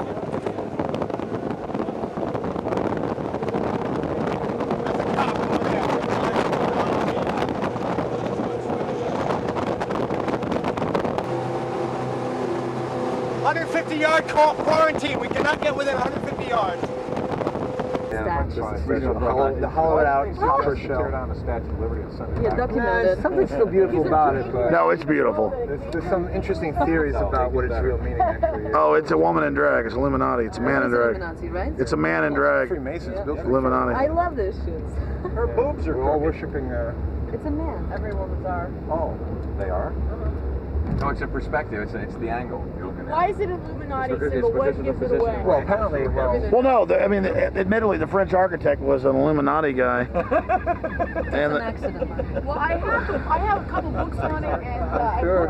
I would take it off now. The cop's coming over to us now. Check us out. Well, number one, it's male and female. It's androgynous. It's like in Mel Gibson's The Passion. The devil's male and female. So it's androgynous. Yeah, here comes the cops. Keep it rolling. Okay. I don't think they're going to come over to us. What, pansexual? He's got a 50 cal on the front, 60 cal on the back. Let me get this. But it may be He's going to park between us and the statue. And they also showed you like the different. They had different ideas before they came up with the process, and I forget exactly why they decided upon this. You know, Alex, you're right. I never thought about that. Look at her arm. That looks like a man's arm. No, it is. It's admitted. The hand is huge. Is that an Adam's apple? A man hand. What's their name? The one with the long legs and the long blonde hair. They all say. I'll handle it, guys. Did I call it, guys? How's it going, guys? Hey, how you doing? Good evening, sir. Just checking out the beautiful sights tonight. Like every night, yeah. How's it going, man? I'm sorry? Newport Yacht Club. Yep. We got enough preservers for everyone here, so we got 1, 2, 3, 4, 5, 6, 7, 8, 9, 10. I got 10 in storage up in the front. I got 12 up there. Yeah, we're here. We're pretty much here every night. How's it going, guys? Right. It's pretty quiet out here, huh? Yeah, pretty much. Not a lot of action on it. Yeah. Well, if we see anything, we'll give you a holler. Don't you recognize us by now? No. Stop it, Buchanan. Oh yes, you can. Come on. We're in the boat. She's a beauty. You guys got the life hanging out next to the statue. Come on. That's not too bad. What's better than that, man? You guys have a good night. Take care. You too, man. You too, man. Thanks a lot. Good night. Stay safe. No, that's their line. I see. I don't know. Later. She ran it inside. Old beds. My impulse is go over there and talk. Downstairs? That's my dialogue. Oh, okay. Oh, yeah. But they were cool, actually. Yeah. Well, they're nice guys. They were nice. But at least we know if there was going to be an Al-Qaeda attack on the statue would be said. Most likely. These guys, you did that. I know. 50 mils out. Makes me so nervous. Oh, okay. See, now that's the reaction they're counting on. They're guarding the statue tonight.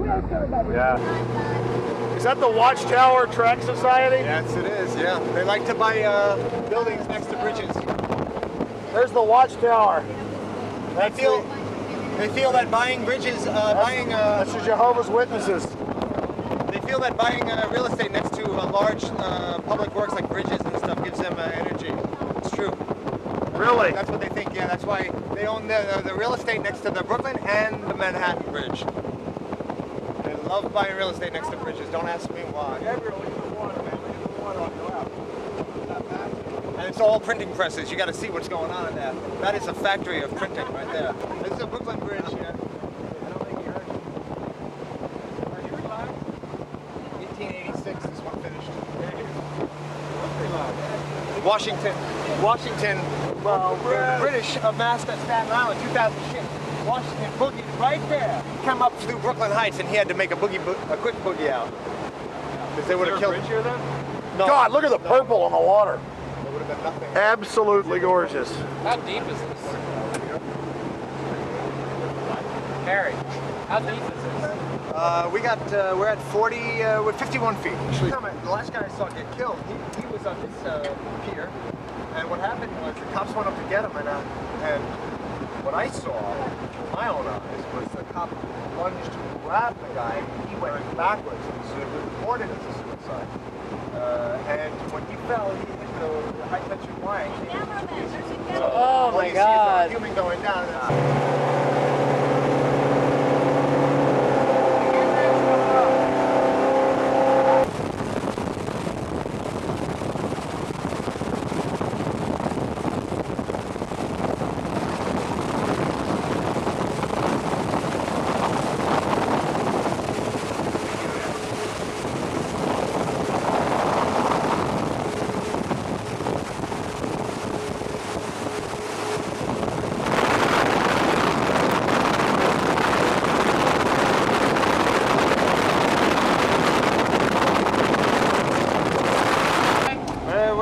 Just a nice time. How are you doing tonight?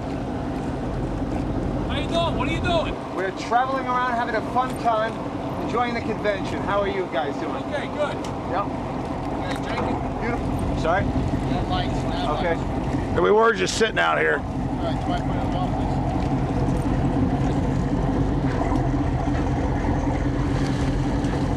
Where are you headed now? We're going to go back to Newport Yacht Club. That's where I'm stationed. Okay, you gonna go back there now? Probably about 15 minutes. Okay, just leave your lights on, all right? Thank you, sir. Okay, good night. Have a good night. Good night to be out, isn't it? Calm. It's calm. Nice. God bless America. See you later. Again, I'm going to crack you. I didn't even think about this. That's what God bless America. These guys don't like it. All in all, we had a great time in New York, despite the police state.